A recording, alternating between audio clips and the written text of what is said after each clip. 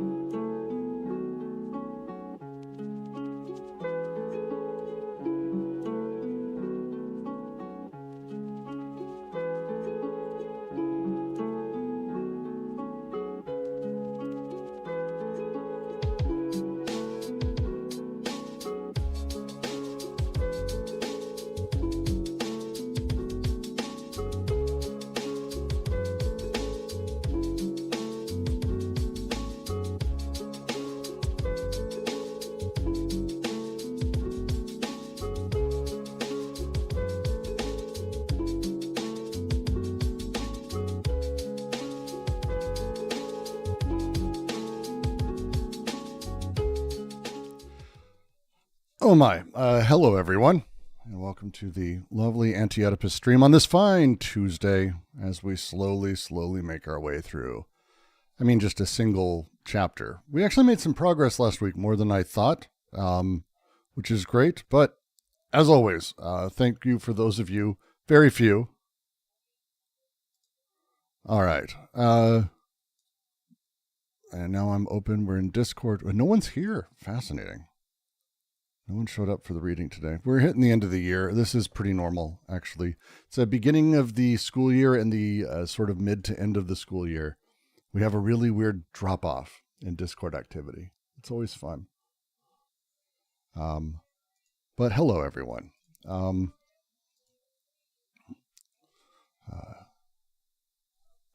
you for the membership, Rubber Room. I'm a little slow, just mentioning. Because I was up late last night putting together a syllabus for my upcoming project, which I'm pretty excited about. So that was fun, but I'm just fucking beat up, to say the least. But we are going to slowly make our way here through.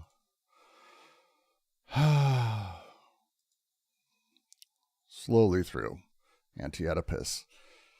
Hello, everyone. Welcome to the Deleuze and Guattari Quarantine Collective's ongoing reading of Anti-Oedipus. We are on our third way through. We are on page 327 as we continue the first positive task of schizoanalysis.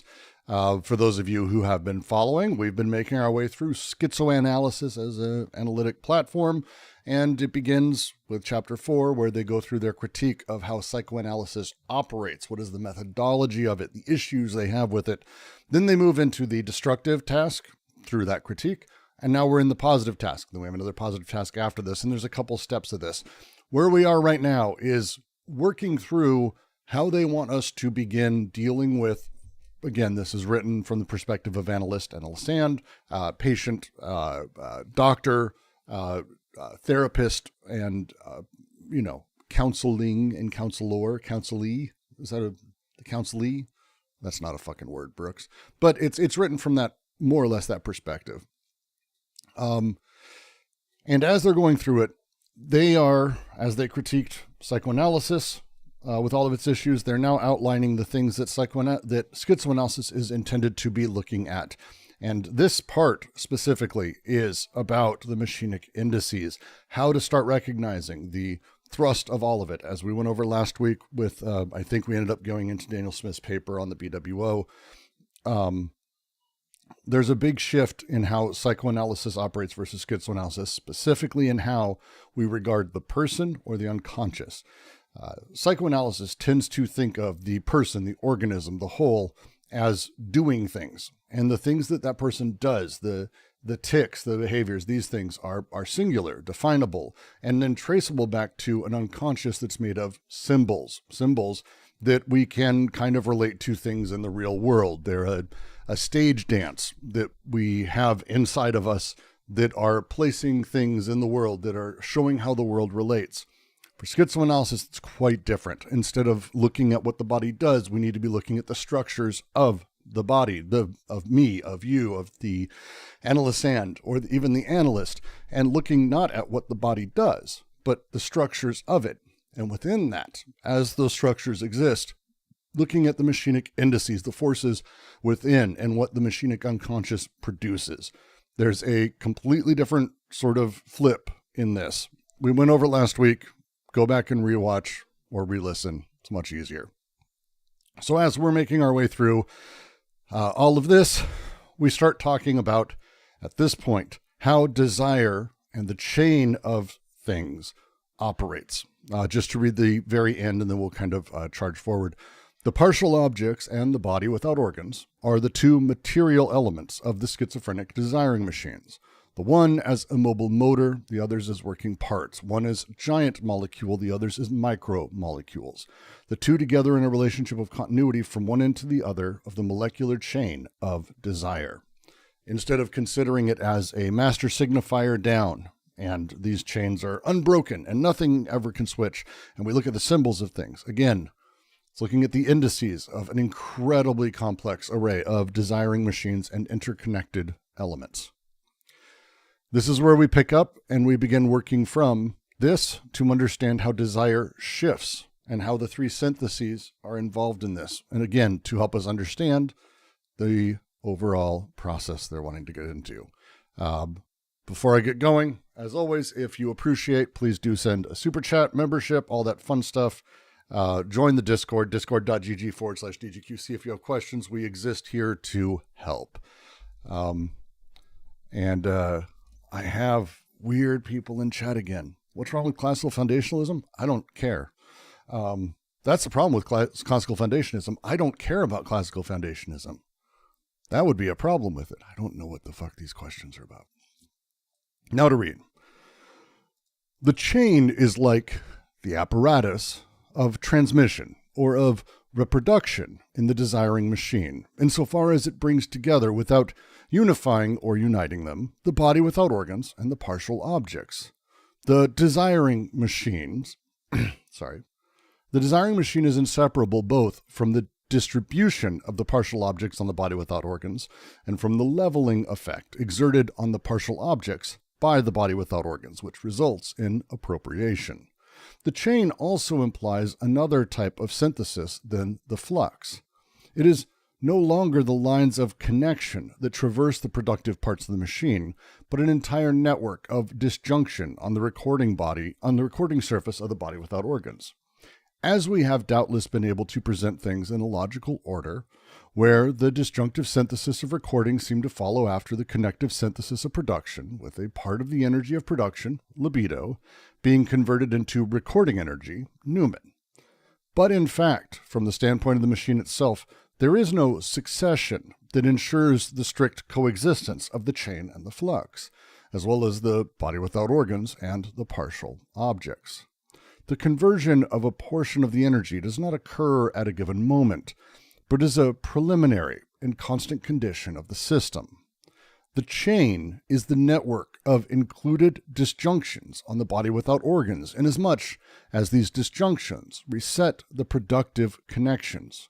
The chain causes them to pass over the body without organs itself, thereby channeling or codifying the flux. However, the whole question is in knowing whether one can speak of a code at the level of this molecular chain of desire.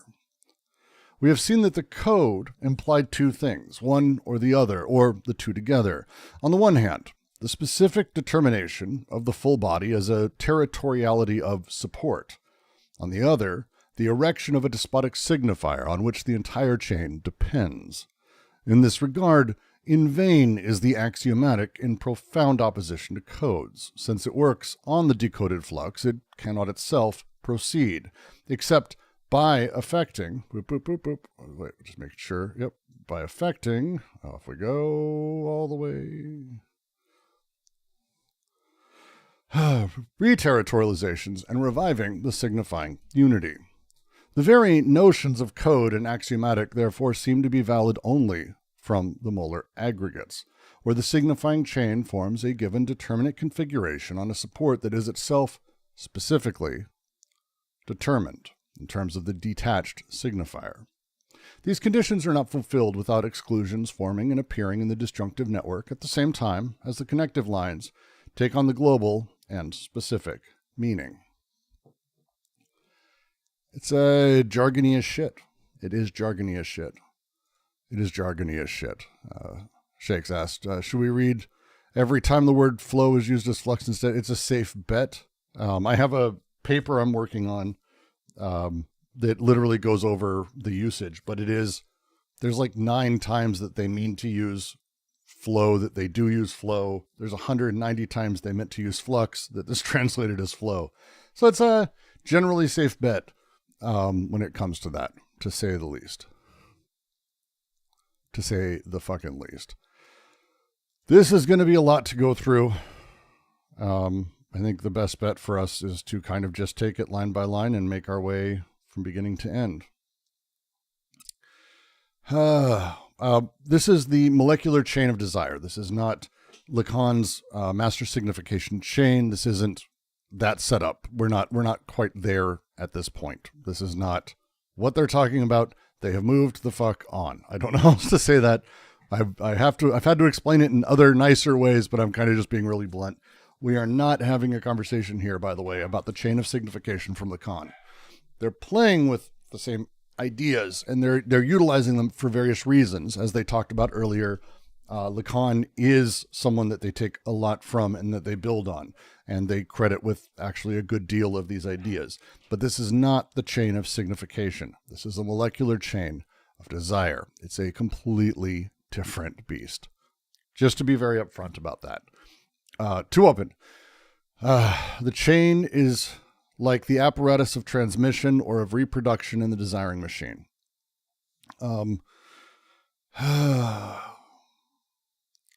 Jesus Christ. Why not start with it? Desiring machines, as they have, since the beginning of the book, been talking about, are both the interruption and break in the flux itself. They are sort of the evental nature of partial objects. Objects partial. Again, this is not to think through things as there is a desiring machine, but instead that the desiring machines and how they produce, how they interact, how they interrupt each other or take each other's flux or attach themselves, or how these things go together. This consistent process is the chain of libidinal desire that they're talking about. And this chain is an apparatus of transmission or reproduction in the desiring machine. This chain, think of it as the chain of production, because that is what they are talking about. It's the element is made, produced, evental, moving on, and it continues. It isn't just simply a desiring machine and bye, it's continuous. It's continuous. And the way that it is continuous is, it says, insofar as it brings together, not by unifying, not by uniting them, but it brings together the body without organs and the partial objects. The desiring machine itself, inseparable from the distribution of partial objects on the body without organs, and the leveling effect exerted on the partial objects. The BWO here and the partial objects, as we went over it last week, it isn't so much that the BWO is a layer that sits on top of desiring production. I used to talk about it like that. So, mea culpa. But it's a pretty common way that people talk about that these things produce the BWO and then the BWO does other things. It's kind of we are one step, the subjectivity is one step in this process. And that's, again, not really what they're doing. The BWO is the whole alongside the parts. These things are produced alongside them.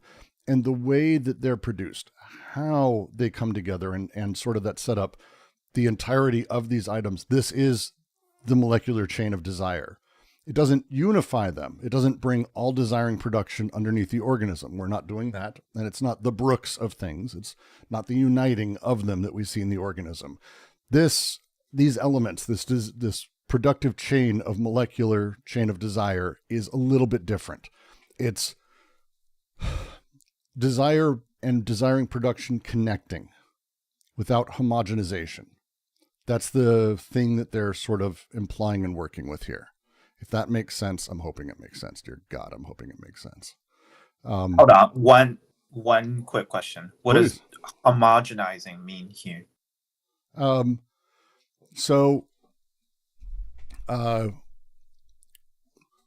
we talk about a heterogeneous, we can kind of do this as a basic version of this. Homogenized milk. The reason we have homogenized milk is because people don't like cream separating to the top. So they actually go through a process of what's called homogenization. And what that means is that everything gets distributed evenly. So that way you just have milk. When milk separates, we don't say that we have milk. We say that we have cream, buttermilk, and a few other things. This is heterogeneous. These are different elements within the thing. Are you saying that they don't come together as a single big molar aggregate? Correct. We're not there yet. That's the subject, the organism at the end of it. That is the big single structure. But at this point, they're not united in this chain. The chain, Lacan's signifying chain kind of plays more in that role where you have a master signifier and you have the sort of symbolic chain of signification that sort of follows on, and things get homogenized within that to a point. There is still heterogeny and a whole bunch of other stuff. And yes, I'm oversimplifying. But here they're being very clear. The molecular chain of desire plays in a space of being heterogeneous necessarily. So are you saying that they are saying here like with not being homogeneous means that they're not It's not getting totalized. together as so they're not getting together as a single big molar thing? Is that what they're saying Yes, here, or is there something different? they're saying that, but there's a little bit of a language edge to that because it is what they're saying. Okay. But in the same way that we would say that the container is full of milk, we're also talking about it as if it was also not just one big container of milk, but it's filled with milk, lots of milk. And it's like, yeah, it's homogenized. It's all milk, even though it is a whole bunch of other stuff. When we have that same exact stuff, but it's not homogenized, it separates. And that heterogenation that sort of comes, and this is, I mean, that's what they call it. This is what they want us to, again, avoid. Thinking through it as, oh, it's all desire. Because sure, it's desire. Desire's doing lots of weird things, but it's just one big pile of desire. It's like, no. It's necessarily heterogeneous in its aggregate because it's not made into a sort of unified totality, you could say. Does that make sense? Okay. So you're basically generally saying the right thing. I'm just trying to make sure there's that edge because they are giving a little bit more. Okay, so they're kind of saying that it's not a single large molar aggregates, but they're saying in a slightly different way that might not mean exactly the same thing, right? Yeah, it's because underneath it for them, they want to make sure that all the desiring machines themselves are maintaining distinct function, like what they're doing. Okay. They're all producing distinctly. Maybe they can be, I wouldn't say triggered, but maybe they can be pulled out and responded with when there's a certain kind of event happen, and then these molecular things can actually also still perform certain kind of function. Is that what you mean? Like they are capable of some sort of function when they are being provoked in a unpredicted way. Is that what it means? Right now, I think we're not quite at that point because we're getting there in like 2 or 3 paragraphs. Right now, they're trying to speak to sort of the analyst in us, or the critic in us, or whatever it is, to make sure that when we talk about desiring production, that we're not doing it in a way where we say the concept of desiring production is this homogeneous thing, because it's not. Desiring production is the same. It'd be like saying all the factories in the world, factory, but it's all the factories kind of produce different things in different ways and do different shit, even though they're all running right now in one way or another, whether they're sort of more sleepy because everyone's in the middle of the night, or they're running all night, or it's the middle of production. Factories are doing stuff. And if we were to say global production, I've kind of homogenized it unless I make sure that I'm maintaining, as they're talking here, the distinct functions of every single one of the factories. Because when they say, for example, when it brings together without unifying or uniting them, BW and partial objects, desiring machine is inseparable both from the distribution on the body without organs and the leveling effort. And this process is a very unique thing because it is not totalized, but there is a leveling effort that the BWO sort of has, which results in an appropriation that gives it the sort of seeming totality. There's a lot said in that one sentence. That's why it's kind of annoying. I think that's good. I don't think I should press on too more to. Don't worry, we're gonna get right back to what you're asking. I think I'm pressing to the later material on Tuesday. It's a good press. It's a good press because this is what they're talking about. So it's not like you're asking about how to fly to the moon. Like, we're on the right subject. It's very much what they're talking about. There's just the little nuances right now. I will keep an eye on the later that corresponds to this part. Thank you. Because they kind of say that the chain implies another type of synthesis than flux. It's no longer the lines of connection that traverse productive parts of the machine, but an entire network of disjunction on the recording surface of the body without organs. This is the sort of second shift. The connective synthesis is flux and production. It's the connection of desiring machines.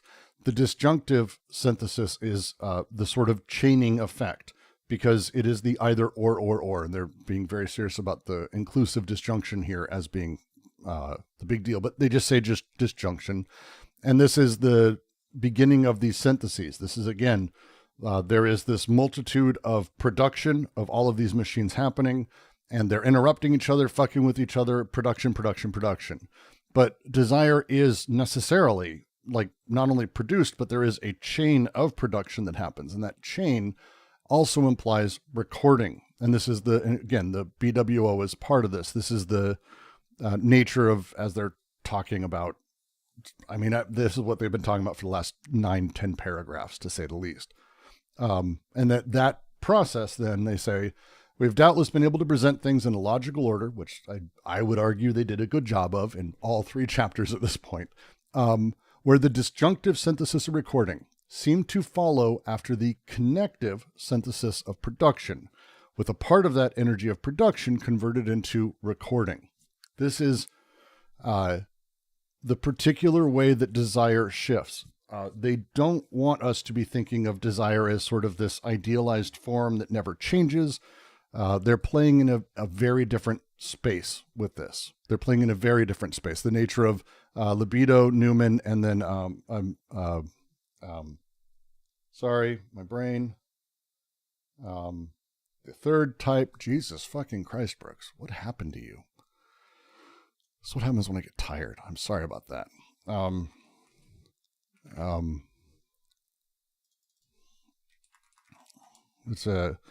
They talk about libido shifts as it works through this process, because it's not just so much that desire produces desire, and it's the same stuff. Libidinal desire is the sort of connective energy, the connective thrust, you might say.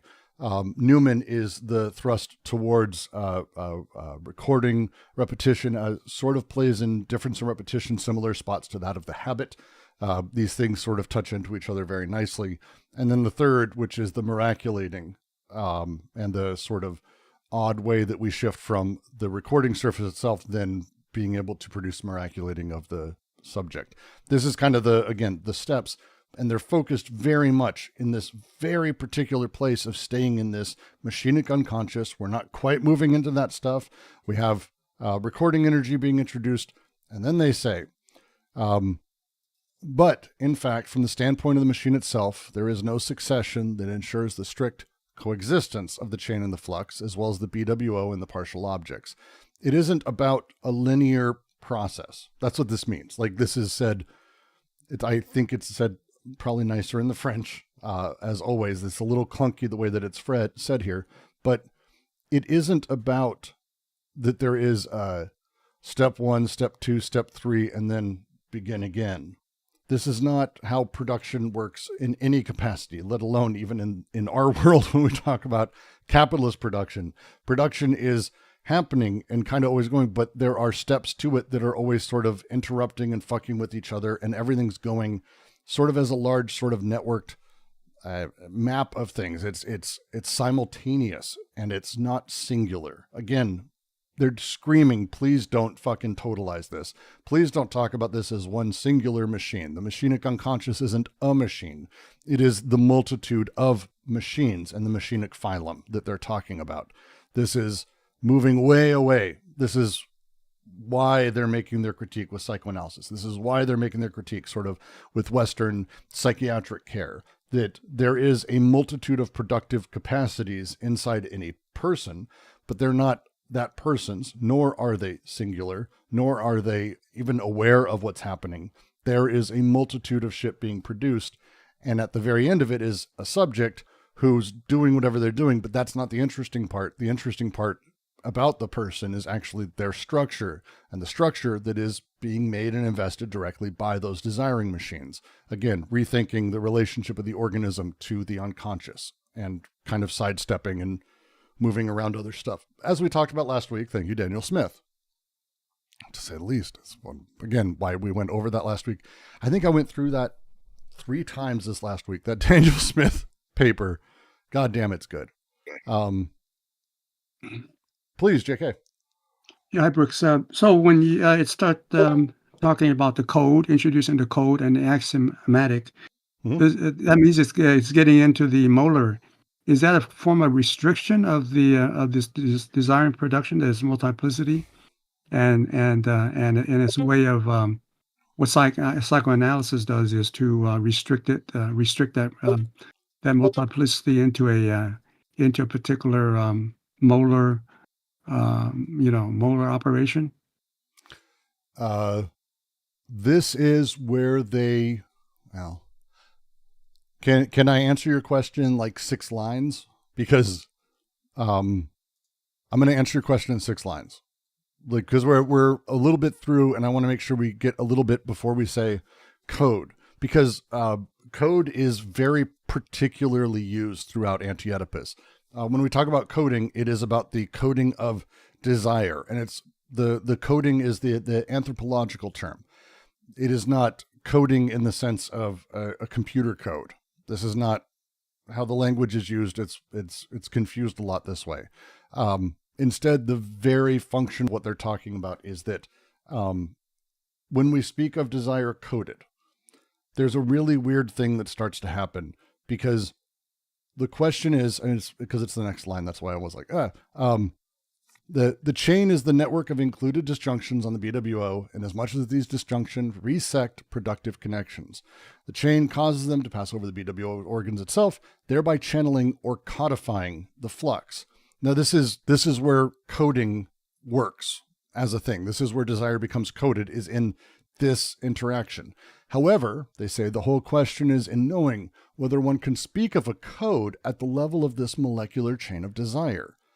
This would be it's been their core critique the whole time, is does desire know what incest is? Does desire understand social standings or debt or any social elements like as a thing, larger goals, or I'm a Christian, or I'm a white person, or is this a thing desire actually is coded with? Is it meaningful to even speak of it at this molecular matter and molecular point within the unconscious? The answer is no. But this is the whole point. It functions at the molar. These things function at the molar. We talk about the function of them in the molar. We don't really talk about their structures that often. We talk about their function in the molar. And the question is it sensible? Is it possible to even apply these concepts to, like, taking linguistic semiotic models and applying them to this molecular desire as they're talking about here? Because as they say, we've seen that code implied 2 things. I'm just reading now, JK. Tell me if we don't answer it, by the way. We've seen code imply 2 things, one or the other, or 2 together. On the one hand, the specific determination of the full body as territoriality of support. The other hand, the erection of despotic signifiers on which the entire chain depends.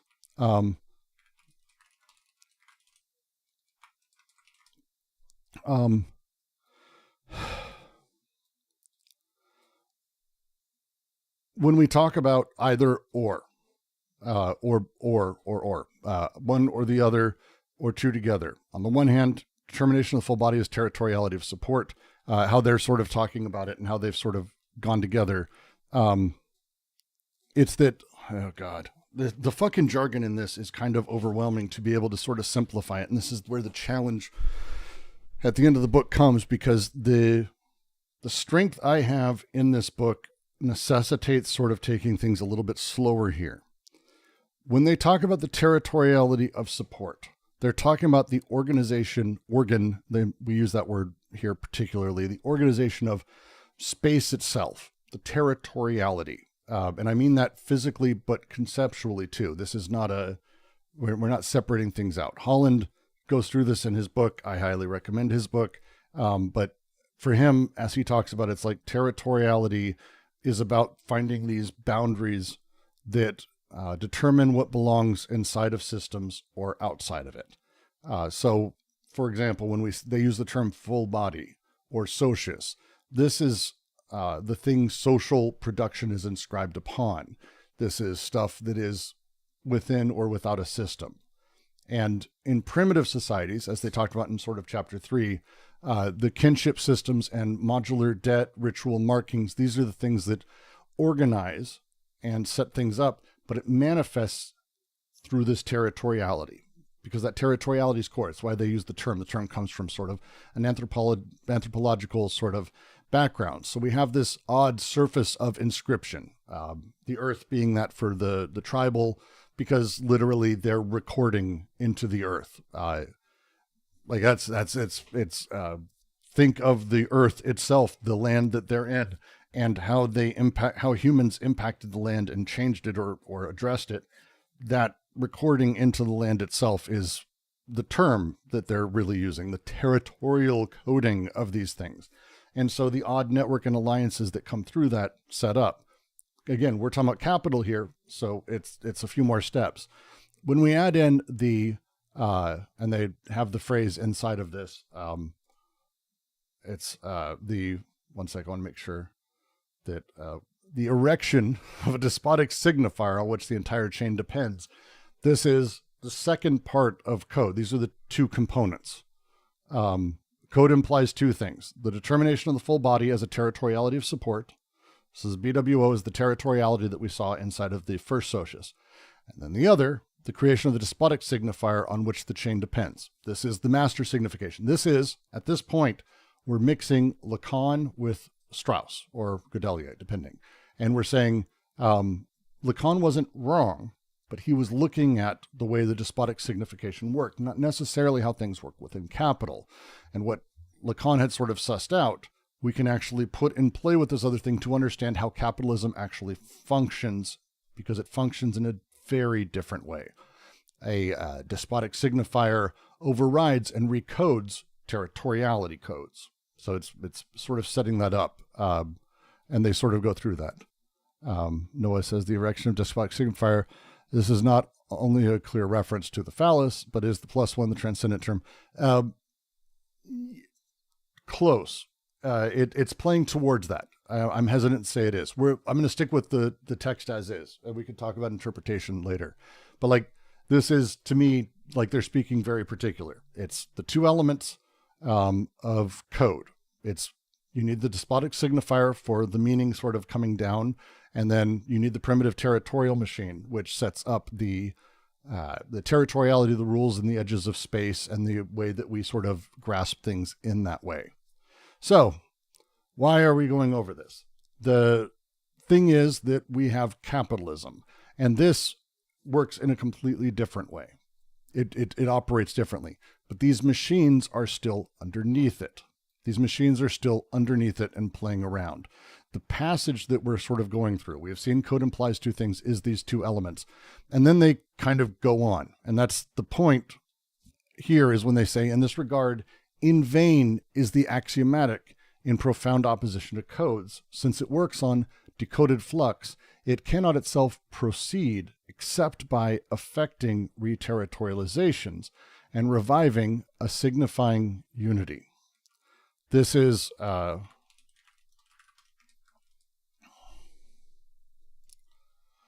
going to go back to the other, we're going to go all the way to the, sorry, this is my microfiche system, which I like. Because this last bit is, I think, what makes it.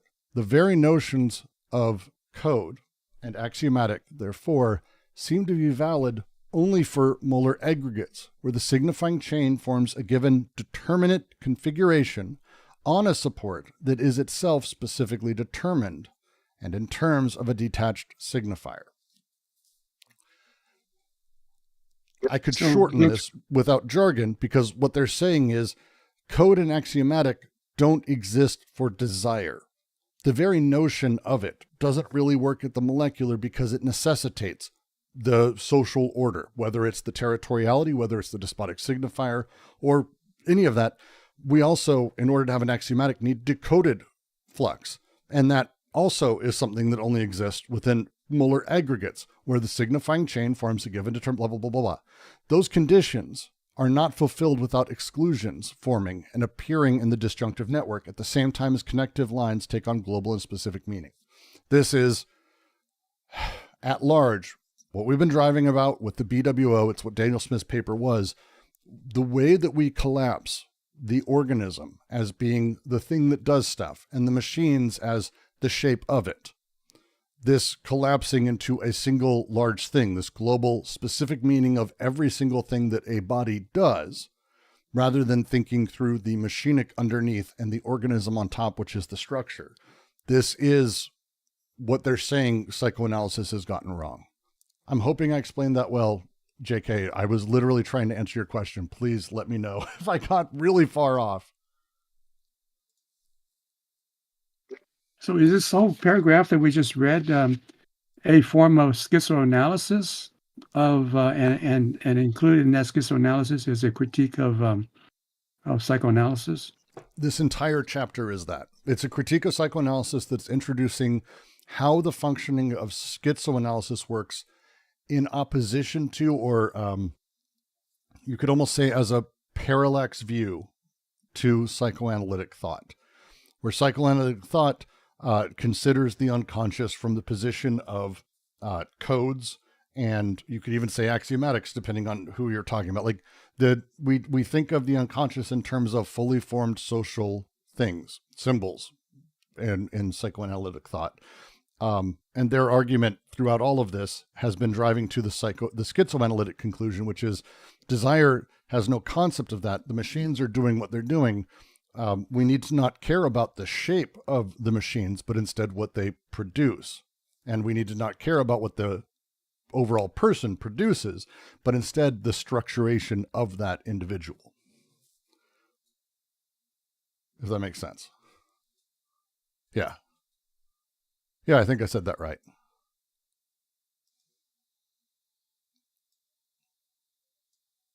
Yeah, I think I said that right. So it's a lot. It's a lot.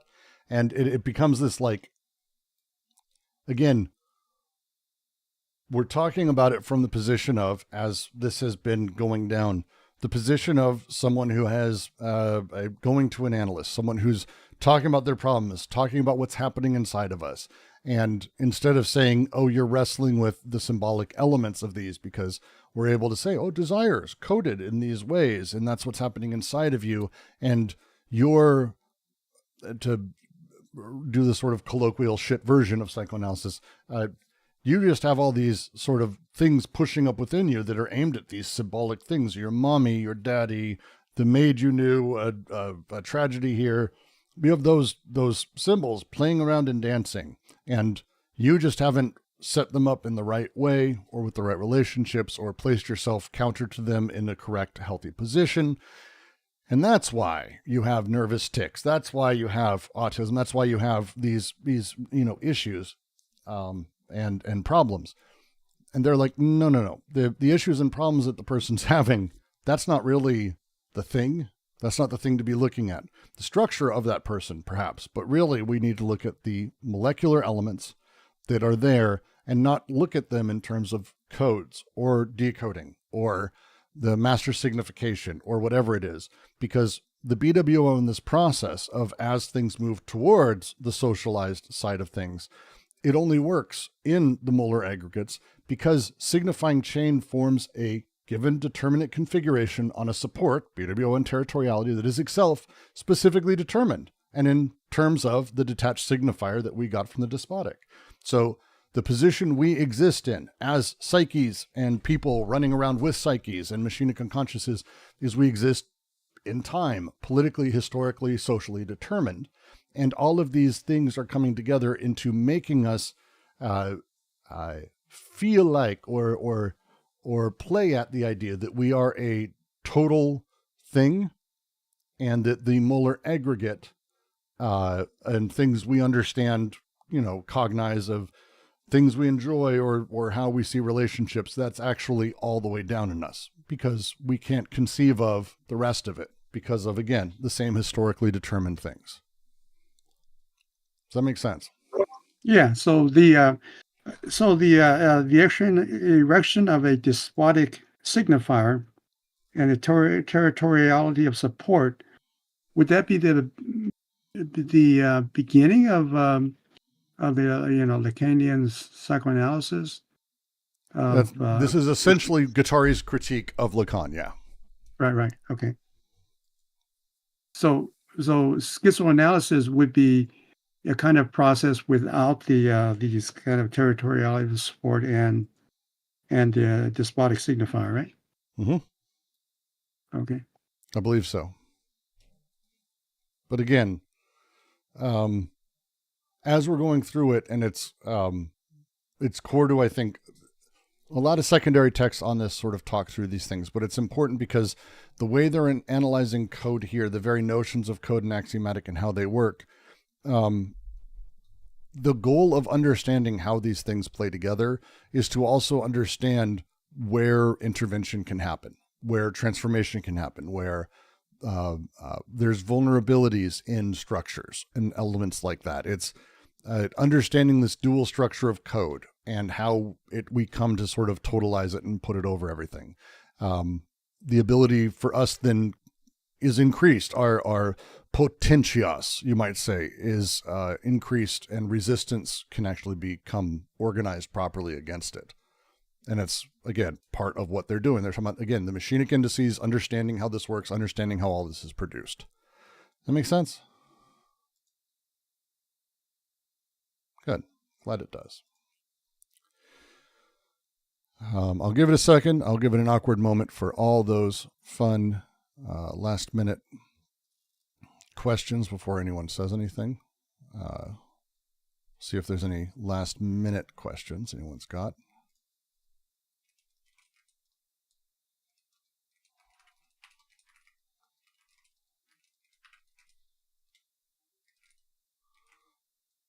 Why are you writing me?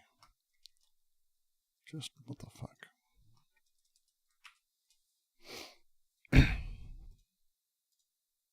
All right, then we will continue.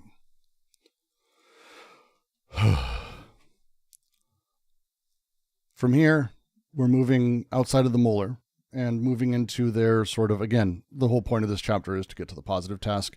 It's not simply critique and destructive. We're now talking about the molecular chain, and it's their sort of take on how these things operate. But it is another case altogether with the properly molecular chain, insofar as the body without organs is a non-specific and non-specified support that marks the molecular limit of the molar aggregates.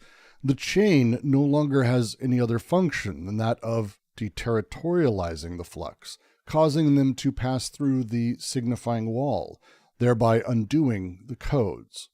The function of the chain is no longer that of coding the flux on a full body of the earth, the despot or capital, but on the contrary, that of decoding them on the full body without organs. It is a chain of escape, no longer a code. The signifying chain has become a chain of decoding and deterritorialization, which must be apprehended and can only be apprehended as the reverse of the codes and the territorialities. This molecular chain is still signifying because it is composed of signs of desire, but these signs are no longer signifying, given the fact that they are under the order of the included disjunctions where everything is possible. These signs are points whose nature is a matter of indifference, abstract machinic figures that play freely on the body without organs and as yet form no structured configuration, or rather, they form one no longer. As Jacques Monod says, we must conceive of a machine that is such by its functional properties, but not by its structure, quote, where nothing but the play of blind combinations can be discerned.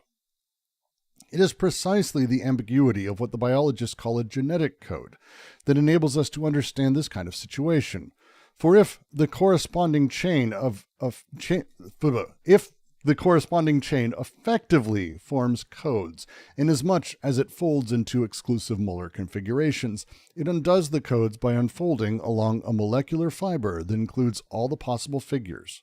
Similarly, in Lacan, the symbolic organization of the structure, with its exclusions that come from the function of the signifier, has, as its reverse side, the real inorganization of desire. Continuing the same process, we're now looking at it slightly differently from another place. This is no longer considering the molecular in terms of the molar, but now talking about sort of the molecular chain itself and how it operates, and they play a little bit differently. The non-specified, non-specific support is because the BWO at this point doesn't really have predetermined. It's not predetermined in sort of its organization or qualitative distinctions. The BWO is at this point a little bit different. It marks that molecular limit of the molar aggregates that they're going over. This is the boundary, the threshold that we have where organized structures are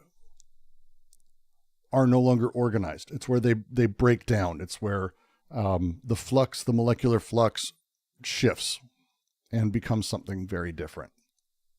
It isn't that it's so much that the BWO is, again, as we read and we talked about with the Smith paper, it's not that the BWO is simply anti-organization. It's anti-organism. It's anti-organization in that sense. It is itself also the surface where organization happens.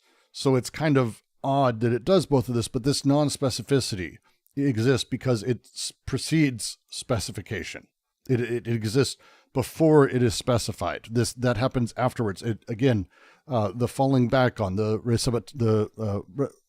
rabatteur over and over and over that they use is about this weird process in this way, because the BWO kind of resists total determination.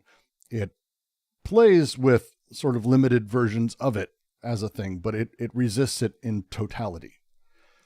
And that's kind of where they're opening up here. Because a properly molecular chain, and again, talking about this in terms of the syntheses operating, they went through this in chapter 1 and 2, and not really talking about it in terms of like the direct historicity or how repression sort of is visited upon immediately, but like a properly molecular chain, the chain itself being properly molecular. The BWO itself wouldn't be specific or limited. It's not territorialized in that way. Again, these are things that are historically and socially determined. The molecular limit of molar aggregates show up. The chain doesn't really have a function other than that of deterritorializing flux, having them pass through this signifying wall, undoing codes. The process that is happening through this is again the properly molecular chain sort of, and it feels like they're talking about it a little bit sort of out of context. It's kind of true, but again, they're talking through the processes of production and how these things sort of happen. The fixed meanings of old codes, of old structures and established relations, which is what codes really are, and social codes sort of create. This is what is happening. The signifying systems have edges. They have territorialities. They have all of these things, but these elements become dissolved. They start breaking apart. The signifying wall is this barrier erected by a system of signification that keeps signs separate from the actual contents of production. The sign created in the side of the organism, the molar, and then we have the molecular, the actual productive parts. There is a separation there because, again, molecular, molar, they play in different places. That wall that they're talking about, this is the wall that we're sort of referring to and playing here. I hope that makes sense. Again, this is hyper jargony. At any point, feel free to just be like, what the fuck, Brooks? And tell me to fuck off and like interrupt or say, I've got a question, because this is, I'm going to get rambly really fucking fast here otherwise. So just letting you know that's going to happen. Trust me, not planning to, but it's hard not to just become rambly because it's really jargon filled and it's kind of a lot. It's kind of a lot. Fuck. So they say the function of the chain is no longer that of the coding of coding flux on a full body of the earth, despot or capital. That's not what the chain does, but now it is, on the contrary, that of decoding them on the full body without organs. Again, the full bodies, the full bodies that exist in the socius, the social formations necessarily code flux into respective full bodies, the full body of the capitalist, full body of the proletariat, full body of the blah, blah, blah, blah.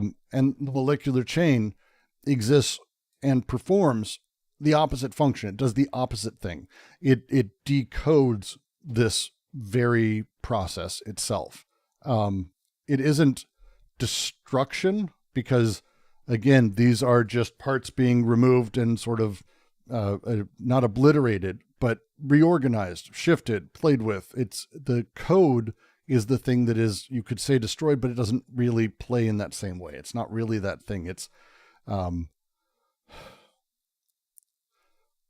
when the machinic unconscious is producing, and it is always producing, even in the most repressed and the most clinical, it is being fucked with by sort of larger scale social order and repressive apparatuses that condition and control the productive potential of all of those machines. It limits the types of connections that can happen. It limits at the very base of the connective synthesis. It basically limits the possible connections, period. They have that phrase, and we went over it a few times. Why can't you walk on your head, sing, talk through your sinuses, sing through your sinuses, breathe through your belly. These phrasings, they do make sense if you understand, but they're not us using the literal organs. I breathe through my lungs. Well, breathing through your belly or chest are two different things, and how they organized, how they're set up. Well, that determines what you can do with them. And it also determines the possibility of connection. It conditions the very connections that then create the larger totality. And so it's this weird thing that becomes sort of a self-creating process that ends up just reifying itself and hardening over time. The ability for us instead to, through this molecular chain, the way that it operates, the way that it plays, this setup is decoding. It is destroying those, it's decoding, removing the code and the organization of it. It's not destroying those elements. Those elements are made of machinic elements and indices. There is no thing to destroy in that sense, except to break down the code. But the code, again, not really existing in that sense. It's more about codes are more limits on production than they are things. And limits on production and eliminating those enables different types of production in other ways. God, this is feeling like I'm becoming incredibly incoherent to myself almost.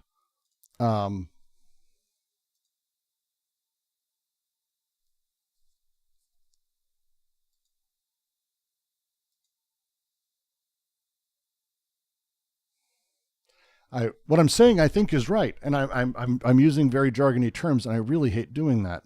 Especially, I can always tell when it's too much when YouTube specifically stops chatting for like 3 or 4 minutes. Like that's when I know I fucked up. I heard someone jump in. Who's got a thing? I wonder if people are having a similar issue to what I'm having, because I find that I'm always having to transpose these concepts into things I already understand. But then in doing so, I'm probably at risk of missing a point. And it's tough. We're trying to make our way through the end of Anti-Oedipus. The challenge with doing so is gargantuan. It necessitates a lot of other parts of the book being not just read, but fairly understood. And so on top of that, I'm trying to find a way to describe these things without doing what you're saying, which is sort of playing with analogies or metonymy or shifting it into other knowledge and explaining it that way.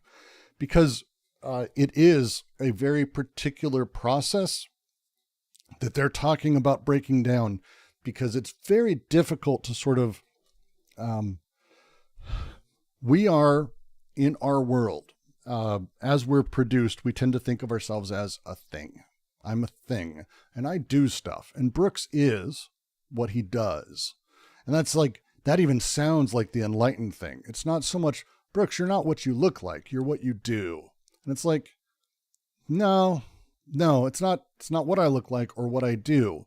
It's how I'm structured, because I am not a single thing.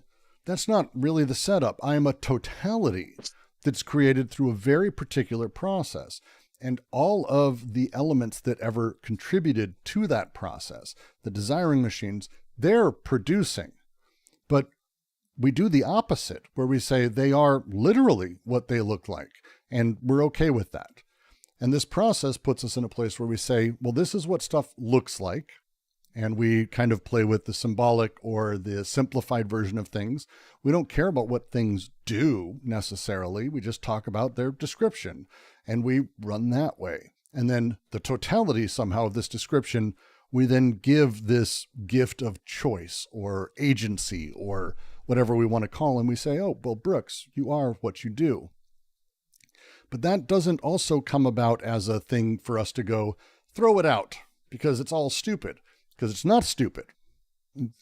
It's incorrect. It's found through paralogisms, but it's not incorrect in a way of, we don't want any of that. Forget it all. It's like, no.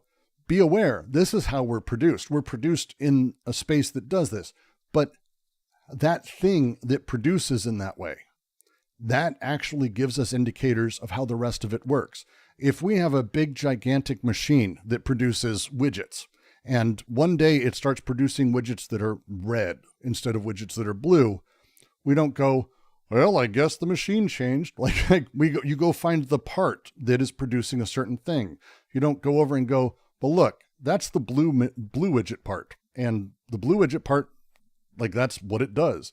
You look at what it's producing. You look at all of it. There's no such thing as a big single widget machine, but we do that. But if something's broken, the ability to sort of dive in and go, hey, why is this that we have this fucked up view? Why is it that psychoanalysis builds this fucked up view? This didn't come out of nowhere. This isn't like, oh, everyone's mistaken, it's an ideological turn. It's instead, this is produced, and it's produced socially and historically, and also unconsciously. And we exist as structures at the end of that process that are actively being built by desiring production. And so if we take a second and we go, hey, the molecular chain that is all of this stuff, all desiring production, which is the molecular chain, this setup, the BWO and all of this sort of process as it exists again now, not in the other social orders. We have a very particular social organization that's sort of happening in a really weird way. It doesn't really deal with code. Desire isn't aware of man, woman, penis, vagina, any of that. Desire doesn't fucking care. It's far more complicated than that. Desire is multifaceted, multivalent, multi-focused, and there's a bunch of machines and tiny things that are producing sensations all over whatever we would call existence. And all of that is like thrusting in various directions all the time. That thing, when codes exist, and they do, they're materially produced, they existed through social interaction, and they're produced through social production. When those hit the molecular chain, it's not destroying them. It's not eliminating them. What it's doing is breaking all of those things down into their sort of indistinct, indeterminate pieces. It's destroying the codes that is underneath, that is running things socially. It's destroying the code, but the code, again, isn't really its own thing. Code exists to constrain. It is a limitation on that process of production desire has itself. And so that code that worked very well in the territorial thing, it put us in very particular positions, power structures, and things like that. What it did there, these codes that were formed, or the overcoding of the despot, whatever it was, this really odd interaction consistently happens where it's decoded. it's played with, because desire is attracted to pieces of it, and it's breaking it apart, and it's breaking it all into its constituent parts. This process is very odd. And it's the line here by Jacques Monod, I think, that gets it across, because we're not talking about, when he says machine here, he means you and me, like all of us. Jacques Monod says, we should conceive of a machine that is such by its functional properties, not by its structure. And the quote they have is, where nothing but the play of blind combinations can be discerned. At its basis, the chaos of desiring production and the odd irregularities that bubble up and that produce and that play in various different ways. This is desiring production. And codes come along, and desiring production's happy to take all of those parts and blast them into pieces. But again, all of those partial objects, all those things, and then just reorganize them, because the codes are the limitations on production, and desiring production's just doing its thing. This puts us, again, when we talk about the elements that are at the base, that are producing, that are working, it isn't symbolic things that we've got. It just so happens to be man, woman, child, mother, father, work, blah, blah, blah, Freudian shit. And it's not so much even the Lacanian symbolic elements where all the different things in your life are determined by this very complex shit. It's like, all of that is social. All of those things sort of are falling into not a meat grinder, but a decoding of all of these elements underneath all of it, this molecular chaos that ultimately is trying to constantly and is constantly producing. And as those codes are destroyed, the freedom of production, the emancipation that happens within production is able to sort of get moving. And this is why they start moving into sort of the genetic. And I think I may have to just keep moving, because it's, Please. yeah, there's just a lot inside of this paragraph, and it's really tough to know where to stop. Please do. I think for myself or the people who've like sort of joined in halfway and haven't been on the journey, I think it's probably worth. It's a lot. Sort of following that path. Again, I guess for like myself, I'd probably carry on reading practical philosophy. Well, and yeah. Just real quick, because I think one of the things that's happening here, because again, we're talking about how does one then consider the molecular, and when codes hit the molecular, and again, I'm going to use language that is not exact, but I'm going to try to make my way through it. When codes hit, as they do when I'm talking to you right now, for example, and your body and desiring production is reacting, and this is everyone who's listening, that your desiring production is reacting, but it's not reacting to the symbols of what I'm saying. It's breaking all of this stuff down, and it's shifting all of it, but it's also reacting. So to say another way, the molecular chain they're talking about here is comprehensible only in relation to the coding system that it is undoing. They are not saying the chaos is unknowable or disconnected from things socially. That is not what they're saying. It is very much connected to the social. Desire is absolutely producing everything and all that you know and the real as you know it, immediately and imminently, constantly. It's always doing that. Hold on. You said something of only relating to something that is in undoing. Can you repeat that part? Yeah, so the molecular chain, which is what this section's about, because they're trying to sort of juxtapose it to Lacan's chain of signification that has, master signifier all the way down. They're saying, no, the molecular chain is completely different. These elements and everything underneath it they react, they do, but they aren't like destroying things. They don't destroy codes like in a big explosion or anything like that, or eliminate everything inside of it. But instead, they undo the codes. And this molecular chain is not unknowable. The molecular chain itself can be comprehended really only in relation to the coding system it is actively undoing. The machinic indices of what lights up, you might say, like what lights up, or the indices and how they react to the world as you're taking it in, the codes you're taking in. You are taking in codes. That is, your entire existence is taking in codes. You take in codes, and desiring production's going, and it's breaking down all of those codes and reacting. It happens quick. Like, this is not like it takes 2 or 3 days.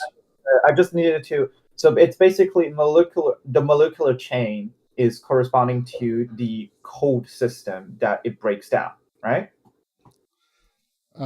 Yes. Okay, good. That it breaking down, and again, breaking down is they use particular wording. Breaking down may be fine, but again, breaking is the tough one. It's undoing the codes, but not the constituent partial objects. Like, it's not. I mean, that's the phrase. There's nothing but the blind play of blind combinations that can be discerned. Desire, again, doesn't know what any part of a thing is. That's not the setup. Instead, it's constantly always reacting. They talk about genetic codes. Susan Uyama wrote a phenomenal book, oh my God, my brain. I just gave it to my wife, so I don't have it sitting here. The Ontogeny of Information, where she really breaks down, I mean, phenomenally, genetics and genetic order in a way that matches what they're talking about, where the genetic code isn't like a hard code. We tend to think of genes as like, oh, here's the 4 proteins that make me have blue eyes. Here's the 12 proteins that make me tall. And it's like, no, that's not how any of this works.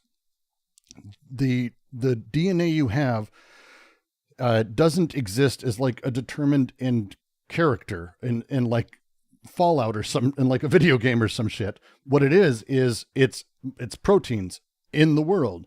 They are, we'll say, significant in how things turn out, but they interact with all the material given to them, and the material given to them then is organized in very particular ways. But also the material determines a lot of that thing. The material, you may feed someone spinach. It doesn't mean they're going to grow strong. In fact, they could end up being malnourished if you only feed them spinach. The parts of everything that are broken down don't go away. The energy is transferred, shifted, played differently. The pieces of everything are rearranged. And that rearrangement, that reorganization of things is what they're talking about.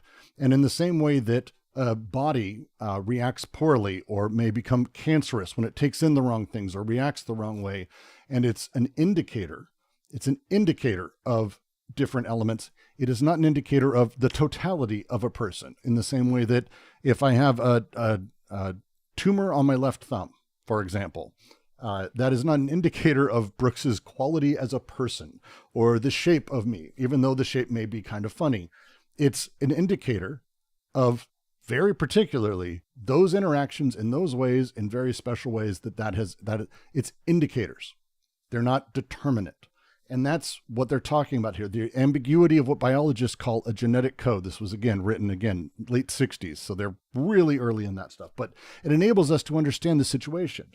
For if the corresponding chain effectively forms codes, inasmuch as it folds into exclusive molar configurations, it undoes the codes by unfolding along a molecular fiber that includes all possible figures.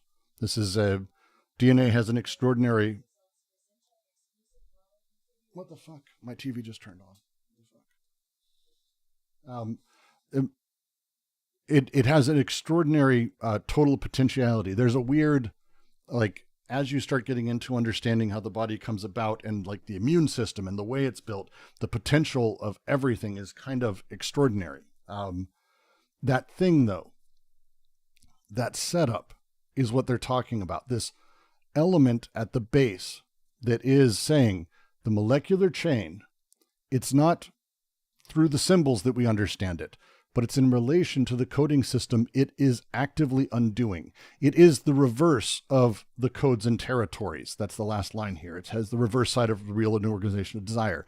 It can only be understood in its negative relation to organized structures as it's undoing them. This is the This is the shift in how they want to consider it. It's not so much you have a general nervous interaction when you're neurotic because you wash your hands every single day.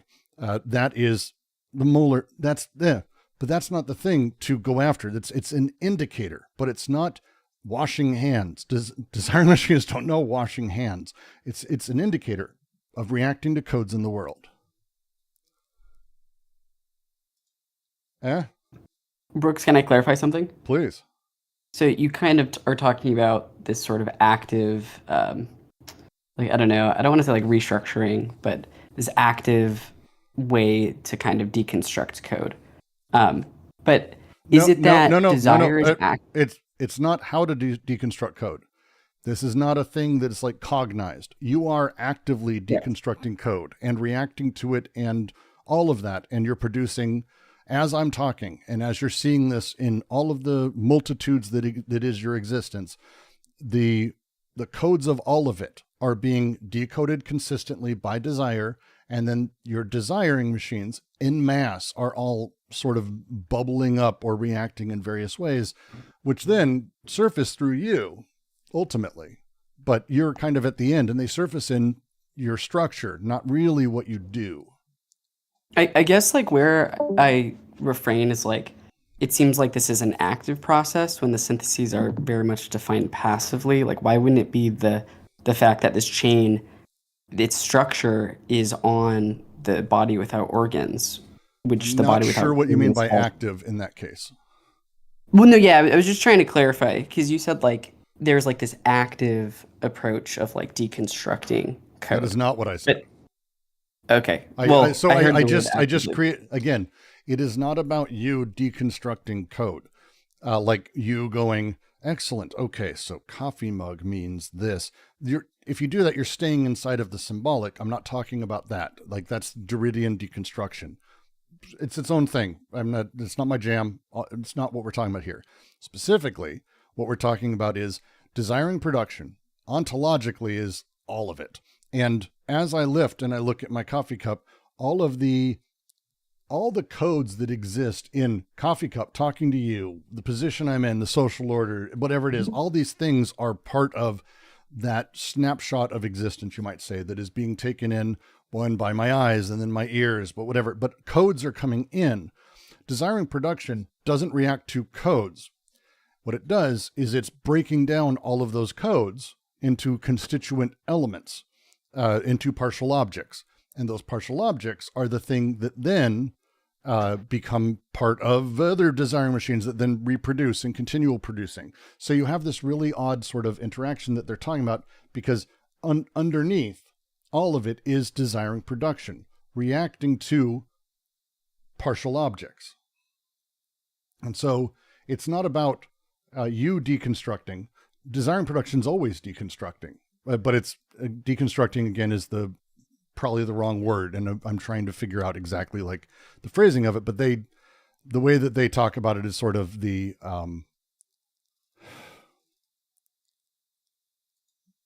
how do they phrase it? Sorry. Yeah, you clarified for me. I think I was a bit confused. I thought I was kind of hearing like a sort of like active syntheses more than passive. No, this is still passive. This is still passive. Yeah, of course. Yeah. Because again, I'm not talking about like you doing stuff. What you do is fucking irrelevant. Like ultimately, that's not part of this.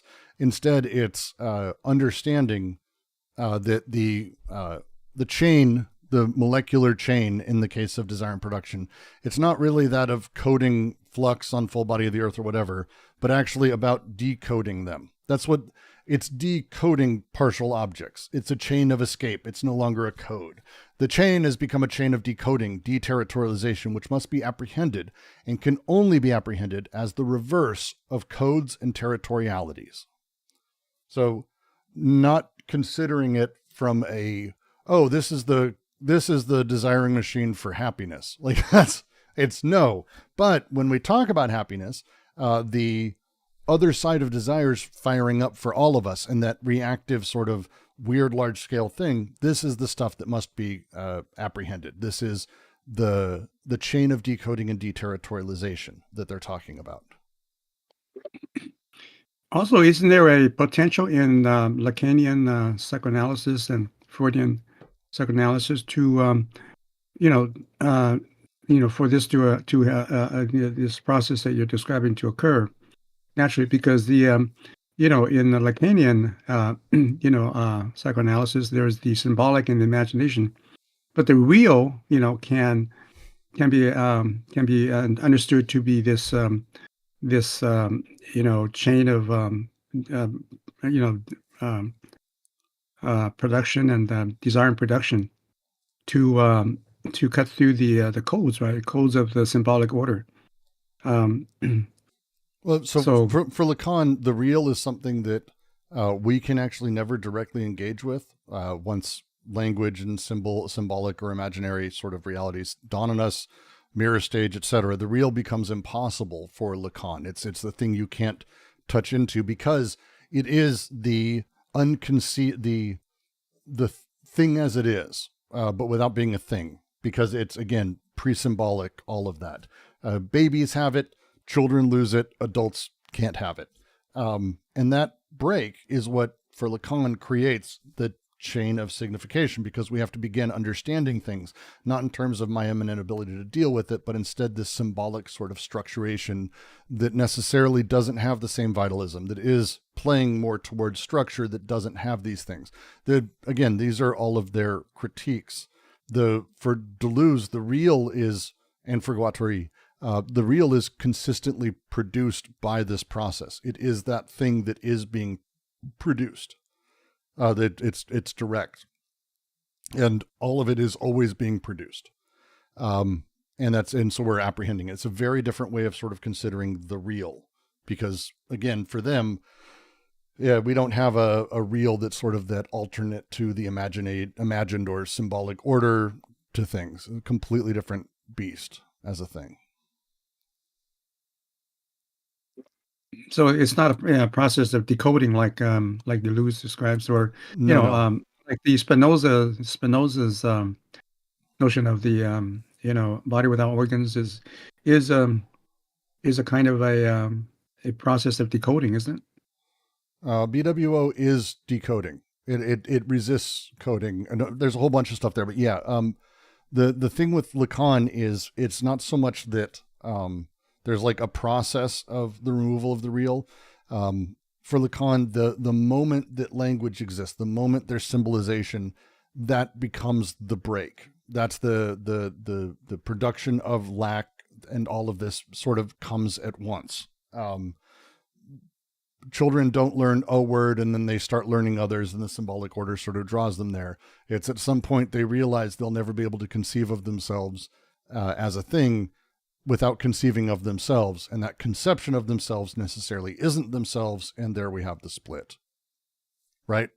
So it's a little bit of a play, whereas with Deleuze and Guattari, their argument is actually quite the opposite, that instead of considering the imaginary or symbolic, that the real is actually what is consistently produced through the process of the chaosmosis of partial objects, in the complexity they do coming together, and that the mass, like in time, the creation of the BWO and the disjunctive syntheses begins to form this secondary layer, which seems to organize. It is not, but again, it seems to, and we have the organism on the other side that happily takes all of it themselves, happily falls back on all of production, or is proud to say, hey, that was me. So that's what that was. And after the fact, because again, time is complicated and really annoying, because we exist like a moment after we exist, that weird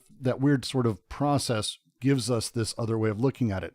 And in time, what it's done is it's convinced us that we are what we do, when instead we are an organization of a whole bunch of other stuff that is actually doing things, and that our best bet in order to understand how that organization works, or how all of those things produce, or how they might produce, or what can be done, is to consider them as the molecular chain that is not breaking everything down, but decoding consistently. And again, things are being recoded. They're deterritorialization, reterritorialization. These things happen pretty much in and out. But again, to consider the process from that position, where it's not about discerning symbols inside of the miasma, but instead allowing the play of blind combinations themselves to be discerned, and seeing that play and seeing the spikes in energy here or movement here, and not naming it, but understanding that these things are in play, or like as these elements are being decoded, because they're underneath all of the symbols effectively. And that's the next little bit I kind of want to get to. Yeah. Right. So go for it, please. So for Lacan, the massive signifier, or the despotic signifier, right? Yes. Is inherent, is fundamental to the to the human growth process and development process. So he can't define it any other way, right? I think so.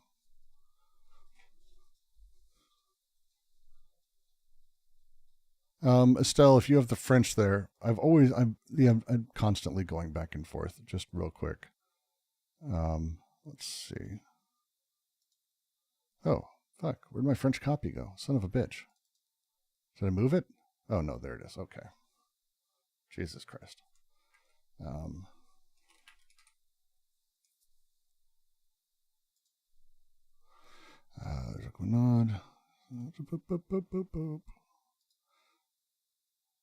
Sorry, 2 seconds, everyone. I swear I'm better at this than some other times.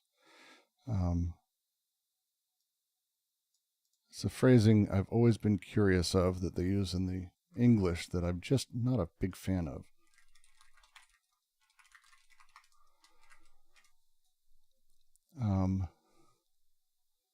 Because they have the phrase, it would seem that the genetic code points to a gene decoding or genic decoding. I've seen both, by the way. And because again, this is let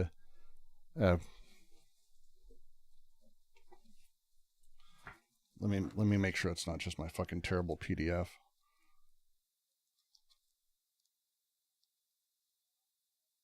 Yeah, genic decoding.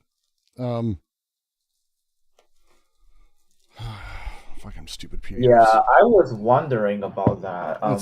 It's a PDF.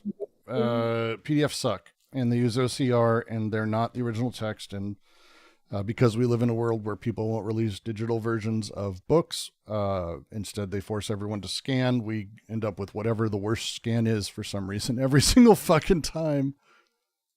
So this is a scanned version PDF? It's an OCR'd version, which is the same thing. They're all scanned. There's no, there's a few versions of it, but yeah, I don't have an ebook version that I've purchased. This is a PDF from Zlib, but we'll make our way through. I just want to make sure I got that right.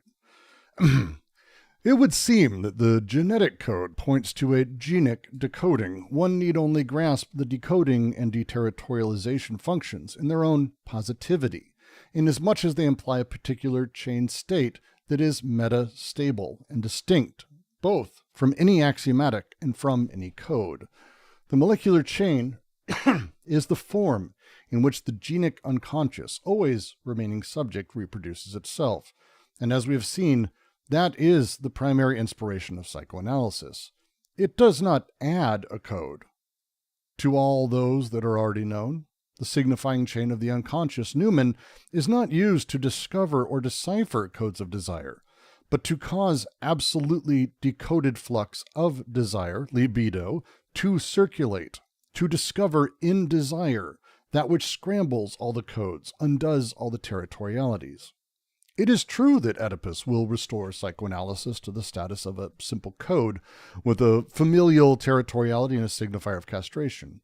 Worse yet, it will happen that psychoanalysis itself wants to act as an axiomatic, which is the famous turning point where it no longer even relates to the familial scene, but solely to the psychoanalytic scene that supposedly answers for its own truth, and to the psychoanalytic operation that supposedly answers for its own success. the couch as an axiomatized earth, the axiomatic of the cure as a successful castration. But by recoding or axiomatizing the flux of desire in this way, psychoanalysis makes a molar use of the signifying chain that results in a misappreciation of all the syntheses of the unconscious.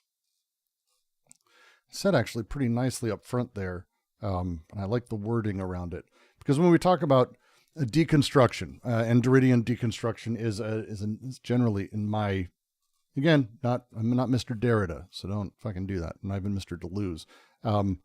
Deconstruction tends to have a destructive aspect to it, right? It tends to play in a very different way. And they want us to focus on the positivity, that it is a positive continuous action, not a deconstruction, but a positive forward action. And that's the thing they're sort of playing at here. The genic decoding, one need only grasp decoding and deterritorialization functions in their own positivity, inasmuch as they imply a particular chain state that is metastable and distinct from any axiomatic or code. The molecular chain is the form in which the genic unconscious, always remaining subject, reproduces itself. The thing to remember, all of this takes place in time. Deleuze is not a philosopher ignorant of time, or how time passes, or that things move on, or how there are multiple types of time. This is not a thing for Deleuze that we get to, oh yeah, no, this is who you are, you're good, you're set. Oh yeah, this is it's decoded, and that's the end of it. These things are in process. This is why, as Noah brings up, that the passive syntheses, it's important to remember this, because they're just going. This isn't a process that you are actively aware of, actively fighting for, actively set up to do. That's not the thing they're jamming at. This is ongoing and constant. Constant. And that's the line here. Right? One need only grasp decoding and deterritorialization functions in their own positivity. This is a productive force. It's not merely negative. They're very strong about this, sort of throughout all of it. This is the creative potentiality consistently outlaid by the molecular elements and the molecular processes in chain. This isn't just purely reactive in the resentment thing. As I was saying reactive, it's probably not the way to put it. It is a process. Codes come in and they become decoded. And it's a positive process that allows potentiality that, again, immediately then is recaptured and all of that. But it's this sort of weird thing that happens. There's the entire thing is, they use the phrase metastable. Metastable and distinct from any axiomatic or code. The metastability is really important because, again, we're not talking about saying this is the shape, this is the thing, this is where this is at. It's metastable in the sense of there being sort of a large-scale dynamic equilibrium that has potential for change. It's metastable. This is Simondon. This is Simondon. Metastability is a big deal for Simondonian individuation, because this is how systems become transformed, is by being metastable. And there's a very important distinction there. A quick thing. I don't know if I want to go to some sort of difference between genetics and epigenetics, but I do feel like I feel like it could really benefit from the distinguishing between homeostasis and allostasis. I'm not sure if the word allostasis has been popularized around the biology circle, but homeostasis basically means that you have a tendency to keep a single kind of equilibrium. And it has been outright rejected by most of my professors in the biology department, and they usually use the word allostasis these days, where you can form different kinds of equilibrium at different times in different contexts. For example, the kidney water balance and whatever. Do you feel like metastasis contains both, where it does have the potential to form different kinds of equilibrium, but it also have a tendency to make the same equilibrium out of all of them? So it's so this is I'm not Mr. Simondon. We have a Mr. Simondon who's done a bunch of these readings, and I'm actually including one of Simondon's books in my upcoming little sort of mini project. Metastability for Simondon is about a state that is itself not stable, but also not unstable, because it's an important thing. It's allostasis is probably the closest we get to it, because homeostasis is generally like stuck. That's a stability versus things. Stability itself is about basically things won't be changing. That's what stability is. But instability means that things kind of only are changing. Metastability is about the threshold of this, and that's for Simondon. And again, Deleuze does Simondon really dirty, because a lot of this is super Simondon-y.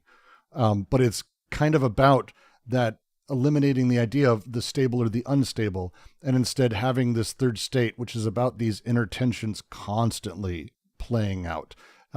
It's about incompatibilities within what would be normally called a homeostasis, or a static formation, or a stasis of sorts. There are things that are incompatible, but those incompatibilities necessarily drive transformation. And this is what allostasis, again, my limited understanding. Yeah. I feel like, did you mention the chaosmos earlier? Than this the chaosmosis, yes. It's like there is like some sort of active production of a very particular kind of chaos that enables different kinds of homeostasis, or like enables some sort of difference in equilibrium. So I feel like this part should be, simply by analyzing different kind of equilibrium between homeostasis and allostasis, should be able to explain whatever the earlier thing. Well, the example Deleuze likes to use for like metastability is the crystallization process. The famous YouTube one is where you over chill a bottle of water, and it's. I understand. I had done some very big projects on crystallization. No, I know. I'm just for everyone else's benefit. You can super freeze a bottle of water, and it seems like it's stable. It's not. It's a bottle of water, but it's actually not stable, because by being super frozen, all it needs is the slightest impurity in it and a slight movement and dislodging things from where they're at to cause instant ice crystallization. And it's a really fucking cool thing that exists. I've done this with my kid, and it's mind blowing as an adult to do, but like it fucked his head up completely. It was like amazing to watch. But like, this is metastability. You have this super saturated, odd liquid inside of this bottle that appears stable, but it has in it tensions that will trigger. There's a bunch of ways to do it, but yeah, there's a bunch of ways to do it. But that's the thing. This is metastability for Simondon is a big deal, and for Deleuze, which I mean, clearly he's taking it from there, because the whole idea of the virtual and actual for Deleuze kind of comes from Simondon very much. And that's what metastability here is doing, is it's saying that the molecular chains operate at this odd place of almost creative tension. It is not that they are wholly chaotic, but they're certainly not coded and structured. And they're in a place of metastability, where the slightest outside thing, and consider it like this right now, think of any fucking thing that could happen that suddenly would make you angry and jump up and punch someone. That we all have whatever that is, but these are impurities, you might say, in the system, or elements that come in that cause very particular actions at a large scale. But you are constantly in a space of this odd allostatic, or I prefer a metastable position, where the desiring production is going and it's decoding, and through this decoding and reforming and reconnecting and then reproducing, that we also have this odd seeming stasis that is happening. And that's the critique they're laying here, is that traditionally we think of things as being this static element, but that's not what's happening here. That the real inorganization of desire on the other side, as they said in the last one, is the thing.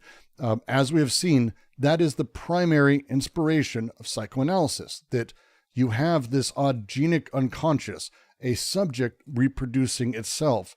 It does not want to code to all these things that are already known. The signifying chain of the unconscious, Newman, is not used to discover or decipher codes of desire, but to cause absolutely decoded flux of desire, libidinal desire, to circulate, to discover in desire that which scrambles all the codes and undoes all territorialities. And this is where they lay down sort of the slam. It's true that Oedipus will restore psychoanalysis to the status of simple code, and there's a familial territory and the signifier of castration. Worse yet, it will happen that psychoanalysis itself wants to act as an axiomatic, which is the famous turning point where it no longer relates to the familial scene, but solely to the psychoanalytic scene that supposedly answers for somehow its own truth, to the psychoanalytic operation that supposedly answers for its own success. The couch is an axiomatized earth, the axiomatic of a cure of successful castration. But by recoding or axiomatizing the flux of desire in this way, psychoanalysis makes a molar use of the signifying chain that results in a misappreciation of all the syntheses of the unconscious, the stunningly beautiful myriad chaos of things, but also the metastable elements just waiting for a shift.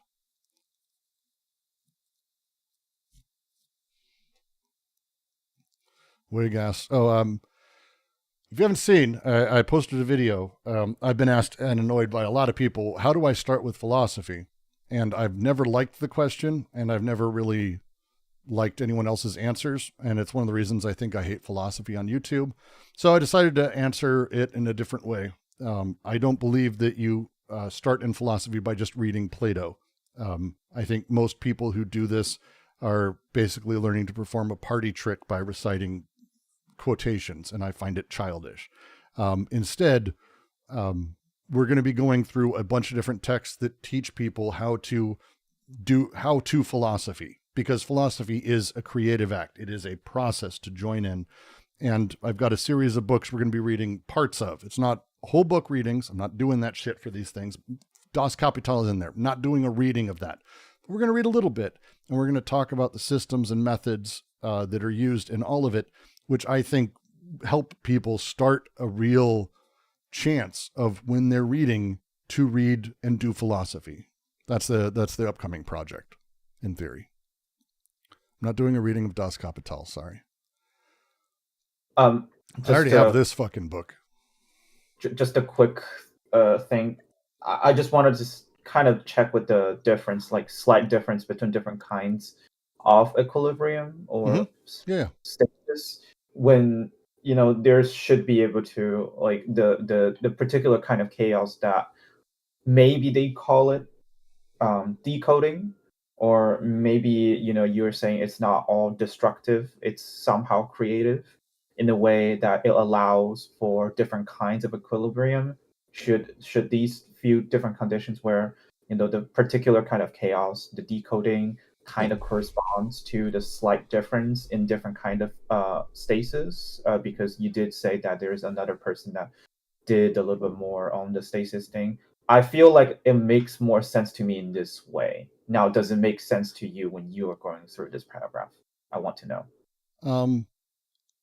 Yes. The phrase metastable is for Simondon, and it's really what's important here is that they want us to be considering things from that position. And for Simondon, he really, really, really does, because his whole thing is about understanding becoming, not being.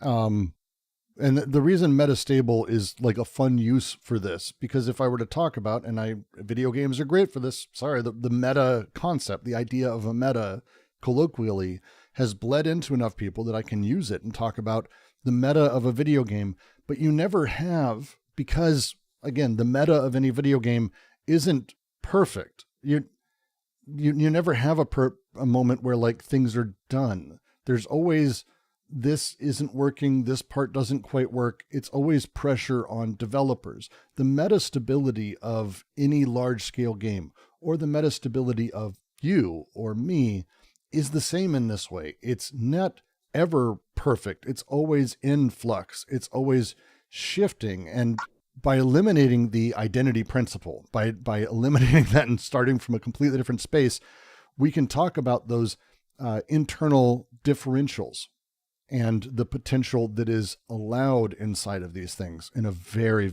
very very strong way. If you're making fun of me, Wig, you're free to tell me how it's pronounced. I believe it's Simondon. I've had people correct me when I used to call it Simondon. I did. It sounds stupid now that I say it, and I feel stupid saying it out loud. But I've heard Simondon is what people use. So, oh yeah, no, the subtitle engine is making fun of me. That's frustrating. Simon Dunn. That's fair. Simon Dunn. But yeah, so I'm very much in the same place as what you're talking about, LJ. It's we're playing with something that's different and not talking about the force stability of a thing, but instead the myriad functions and production underneath that is being totalized by the organism on top, but also, by the way, that organism is also a partial object alongside everything else. There is no actual totalization coming by. This is the sort of process of symbolization that we're able to do abstractly, because again, things are meta-stable, but there's no such thing as stability, not really. Yeah. Also, I think we basically see it very similarly. I don't think it's exactly the same, but I want to kind of mention this. There's this really old, like paradigm for maybe artificial intelligence or coding in general. I actually don't remember exactly where it comes from, but it's like in whatever computer system, you have two kinds of programs. One is a small program. Another one is the big one. The big one is what it usually does. And then the small program only works when the big ones are getting out of control, or for some reason, the big ones are doing actively super destruction, or the ones that completely gets out of control. And then the small program actually runs to put a break or put some sort of limits or transform these bigger programs.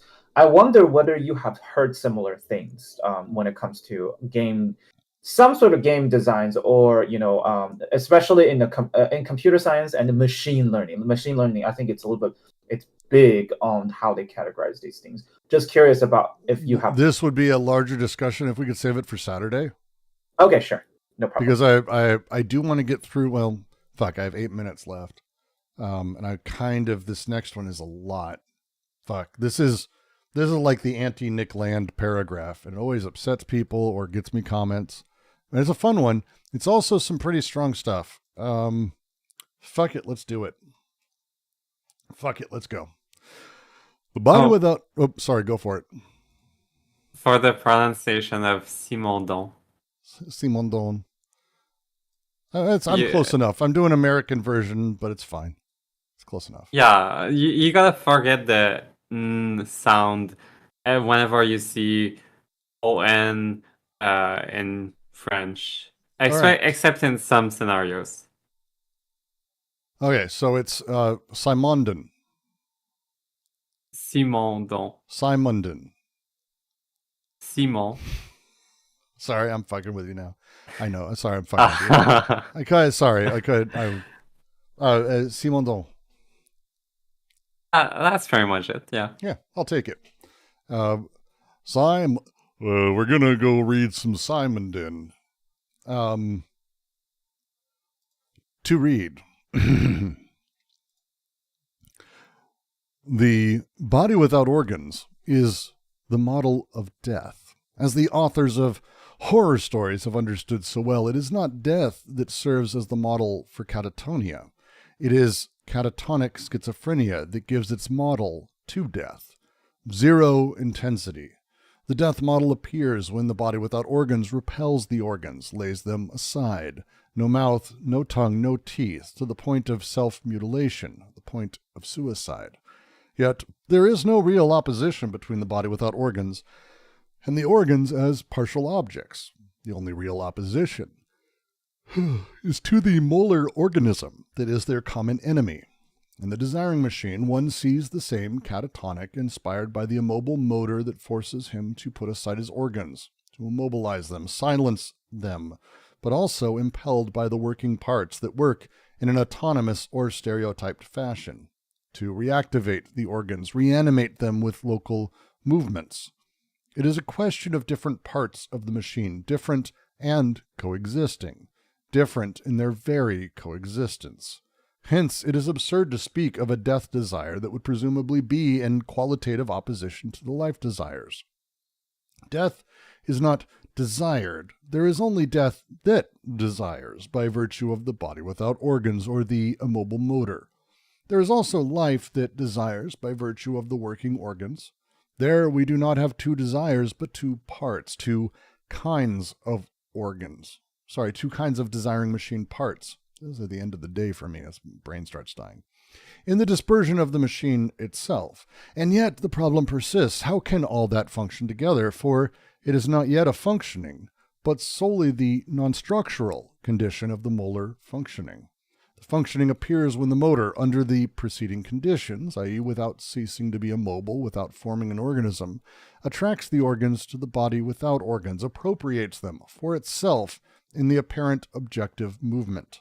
Repulsion is the condition of the machine's functioning, but attraction is the functioning itself. That the functioning depends on repulsion is clear to us, inasmuch as it all works only by breaking down. One is then able to say what this running or this functioning consists of. And the cycle of desiring machine is a matter of constantly translating, constantly converting the death model into something else altogether, which is the experience of death. Converting the death that rises from within in the body without organs into the death that comes from without, on the body without organs.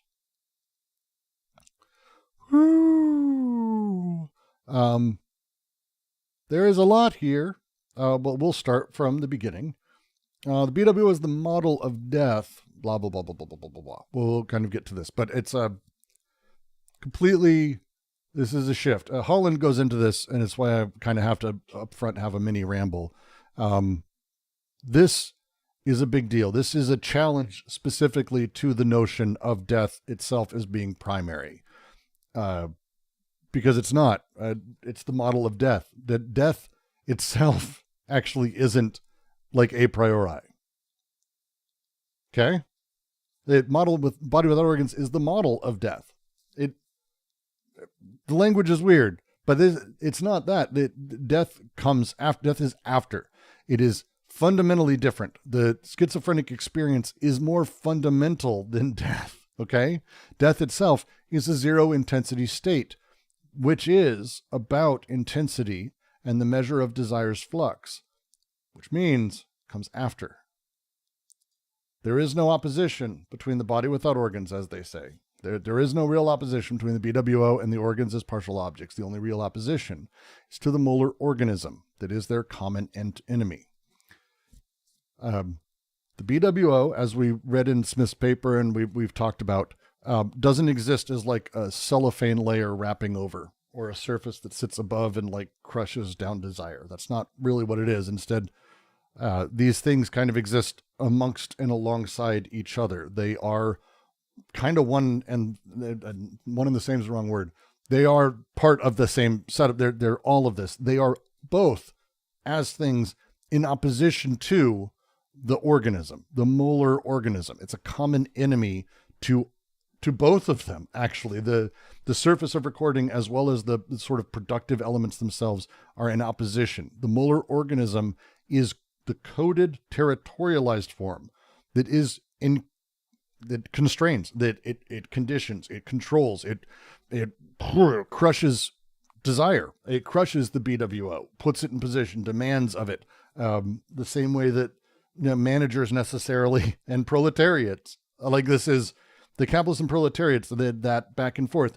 This is that thing. The molar organism crushes desiring production, the BWO and partial objects. They're in opposition. They're going back and forth.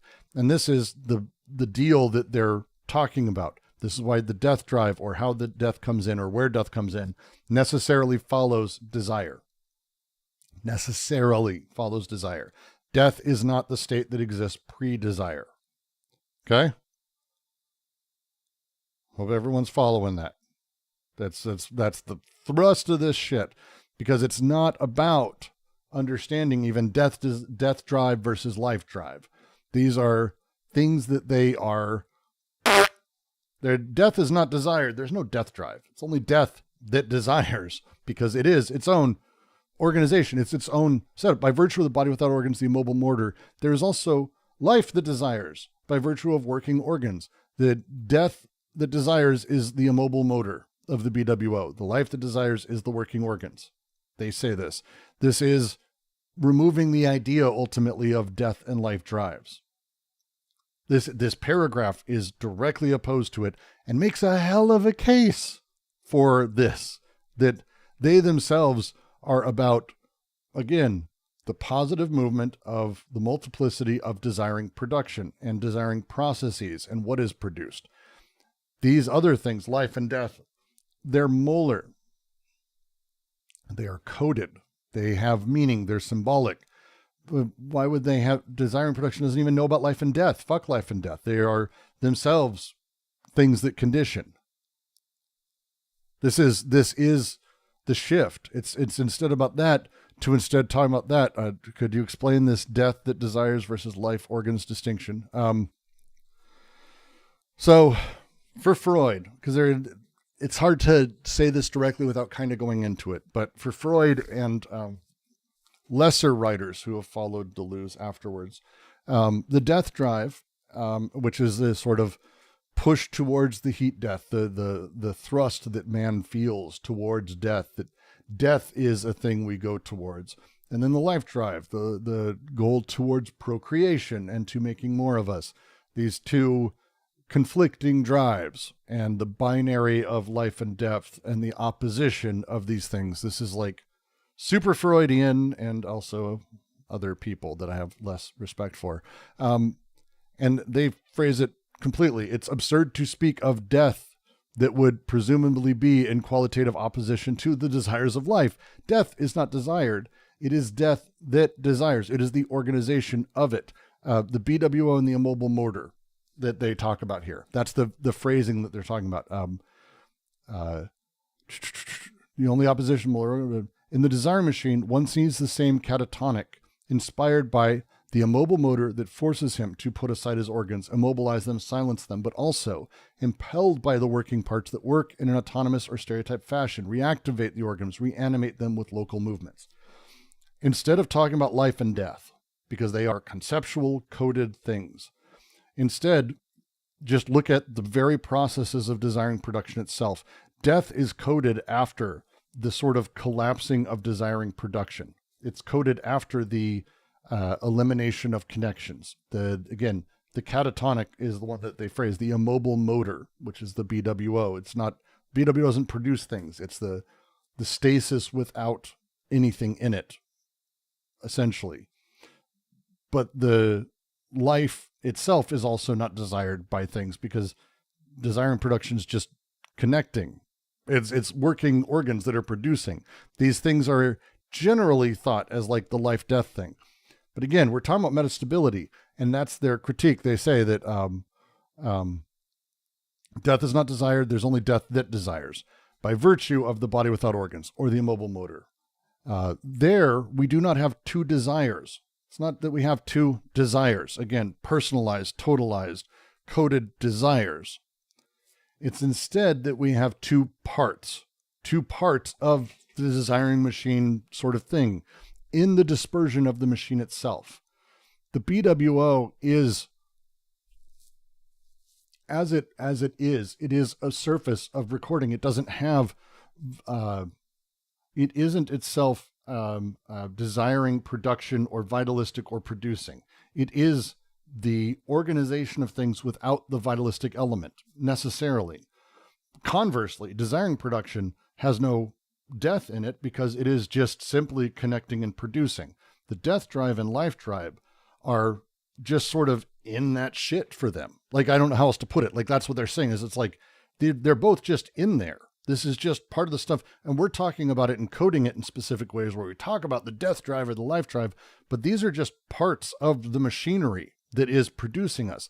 And that's where they go. And that's the second part of the critique here, I think, helps understand the first, because it's not so much that we actually have death that desires, we have repulsion. And it's not so much that we have life as a desire, but that we have attraction. And this is the way that, like, again, Simondon's metastability and the way that individuation sort of happens, because we have productive tensions that are kind of in process at any given moment. Tensions being the really important word, I think.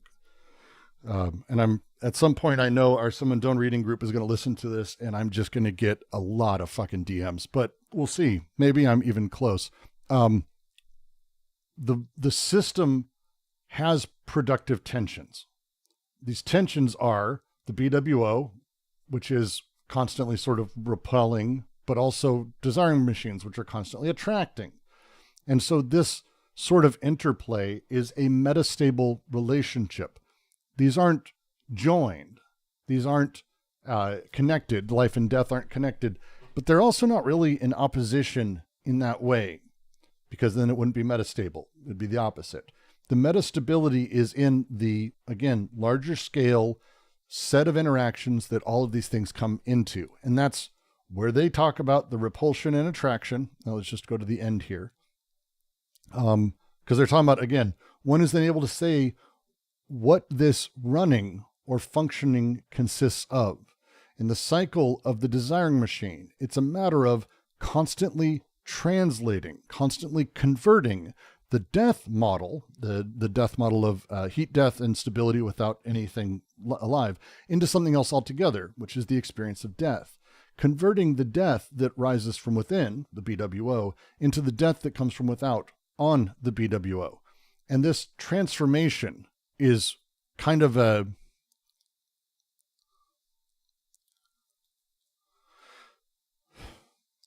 I mean, this is our toe. This is our toe. This is our toe. This is the formation of the BWO and the freedom that a schizophrenic feels, and why the schizophrenic process is freeing, because the death that rises from within, this internal dissolution, which we were talking about a moment ago, the process of everything being not broken down to the wrong term, being decoded, becoming meaningless in all of its parts, even though all of the parts, and together, again, pushed back out. And so death from within is the heat death. Death from without is the structure. And so you have this odd externalized creative reproduction of all of it that shifts this sort of dualistic, are you alive or dead? Is it death or is it life? And it's like, no, fuck all of that. It's not any of those things. It's a tension between the model for death, BWO, and the consistently connecting desiring machines that are themselves sort of chaotic. And that metastability is what, again, is being mistaken in traditional psychoanalysis for the death and life drive.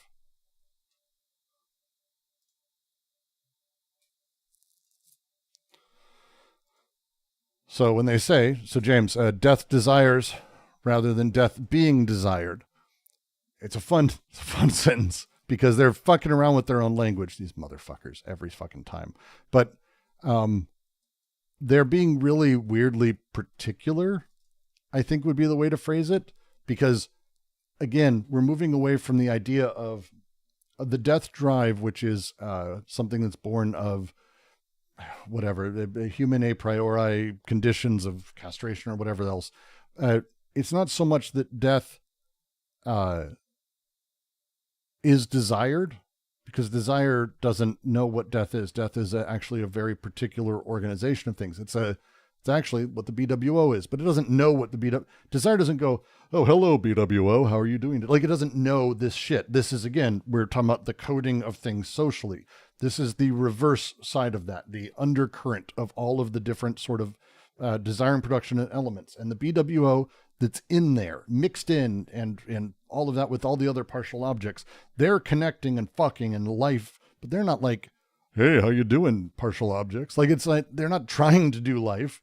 That's how the machine works. And BWO is not trying to do death. That's the part of the machine. These are the functions of the emergent processes of connecting, disconnecting, recording, and then sublimating into a sort of a subject. These are the byproducts. These are the way things are produced inside the machinic. Adding death is not allowing for the decoding. But the decoding also kind of has its own odd death model. And that's the experience of death. The experience of death is the absolute breakdown of all meaning into its constituent parts. That's what I have no idea how else better to describe death. There's no more vitality, no more connection, no more new connections, no more new things. It is a total and absolute stability in form. That's the death model. That's the experience of it. It happens. As the BWO is kind of that thing, but there's not purely that thing because it's intention.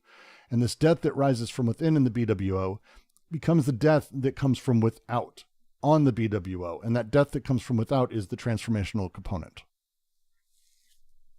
How is the schizophrenic process freeing despite being produced by the accumulation of capital? It is not produced by the accumulation of capital. Schizophrenic process has no idea what capital is. The desiring production has no clue what desiring production is. It's always been going. It's never stopped. The BWO, we didn't really have a way to reveal it until recently, but now that we have, and we can kind of see this process that has grown as the coding and overcoding in time has shifted into what capital is, we can then look back and see that these things actually work in very particular ways from our sort of position in time. We can create a universal history of desire, but it is not that capital accumulation is what allows these things to happen. They happen. The process of capital accumulation is actually itself not even the big deal. It's the overall social production, the axiomatizing of things, the decoding and axiomatizing of old codes, the way that desire is crushed and placed under hoof of symbols and the familialism and the metonymy of things. These are the elements. They write schizophrenia is the sickness of capitalist societies. Yes, the clinical entity of schizophrenia is. There's a difference there between the schizophrenic as they're talking about it, which is the people that Guattari spent most of his lifetime trying to figure out how to treat inside of the asylum system, and the process of schizophrenia. And again, schizophrenia here is at the time involves also, and mostly for Guattari did involve early onset autism, childhood autism. Childhood schizophrenia and autism as we know it today are kind of mostly the same thing. And so the process of it versus the clinical entity. The clinical entity is the whole body, as they're talking about, the totalized thing. Because we describe it as like there's a guy and he's fucking broken and he's not able to move, he's drooling, he's catatonic. Why is he catatonic? They ask. Why is it that these other schizophrenic people are able to very confidently say that they have no stomach, or that last night actually someone came in and cut them open and put a stomach back in, and here's how they did it, and they're able to describe every sensation in every part in every way that it works in every single way.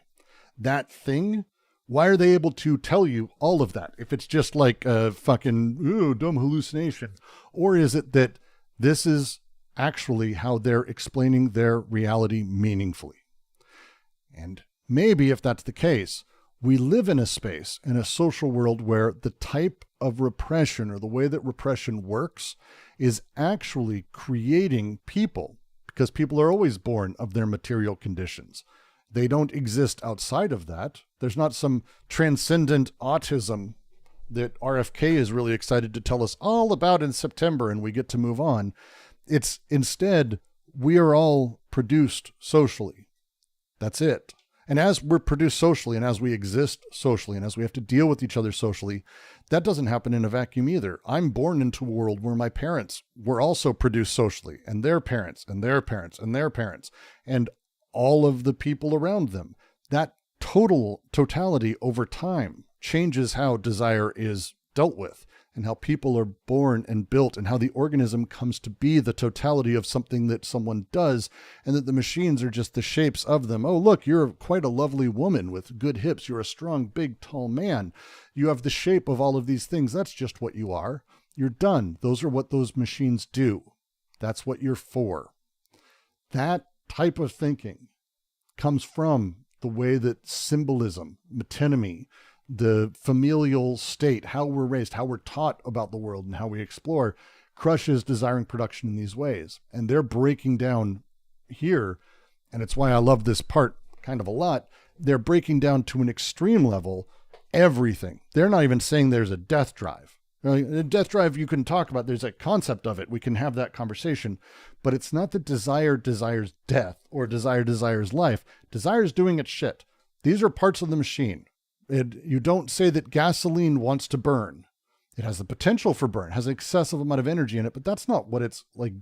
It's not sitting there going, hell, I cannot wait. That's an anthropomorphization we do for children in children's movies. Can we maybe move on a little bit? That'd be great. Can we move on fucking just a little bit and get beyond this sort of odd dualistic thinking? Instead, talking about a death and life. How about the metastable interaction of the BWO and partial objects in the multiplicity that is much more complex and allows a very different type of understanding of ourselves and those reactive surfaces and ways that we go about things? Maybe desire itself is actually purely productive, not lack-based. Maybe death is actually something that is an intensive process itself rather than sort of a negation that we have to deal with. And maybe schizophrenia is not a pathology, but actually something that reveals these underlying productive processes. The same way that if at the end of the day, all of us suddenly got a bunch of hepatitis A, we'd go, hey, did you eat at Taco Bell? And we'd all go, oh, because we'd understand that these things act in process and they reveal processes that are underneath it. We don't just go, well, yeah, QC, that's what we do. We get Hep A. That's our thing.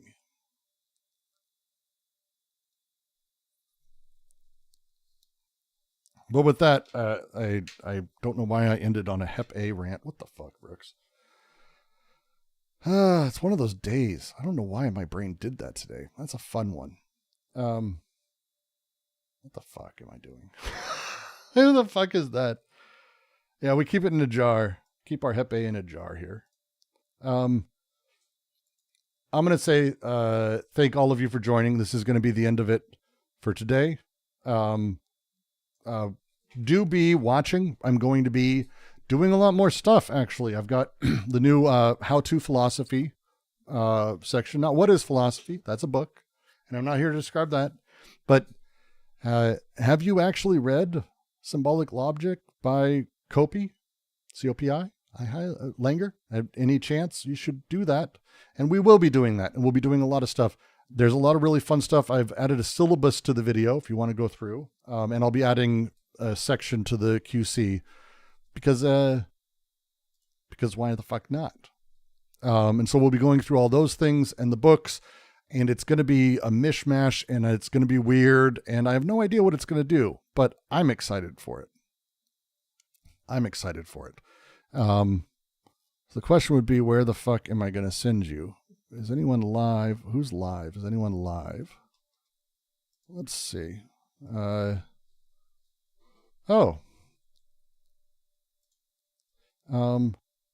expect everyone to go there and be mean, but in a very particular way.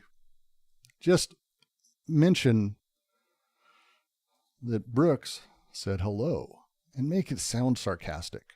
Not intentionally. When Sunday sees it, he will be confused. And it's kind of fun to confuse him that way because it winds him up really fast. And I kind of get a kick out of it. And I know all of you do too. So just say, ha ha ha. Brooks sends his regards, add like ellipses, cryptic for no reason. There's no reason for that, but make it seem like there is, if that makes sense. And with that, thank you, YouTube. If you like what I do, Before I send you off, do head to patreon.com/DGQC. It's the best way to support it. Nice, lovely monthly donation. It really would mean the world. Super chats and memberships are also very, very good. But the best way is to just join the QC, discord.gg/DGQC, and join a reading, join a discussion, ask questions. We're genuinely here to help, and we really do love doing that. So thank you all.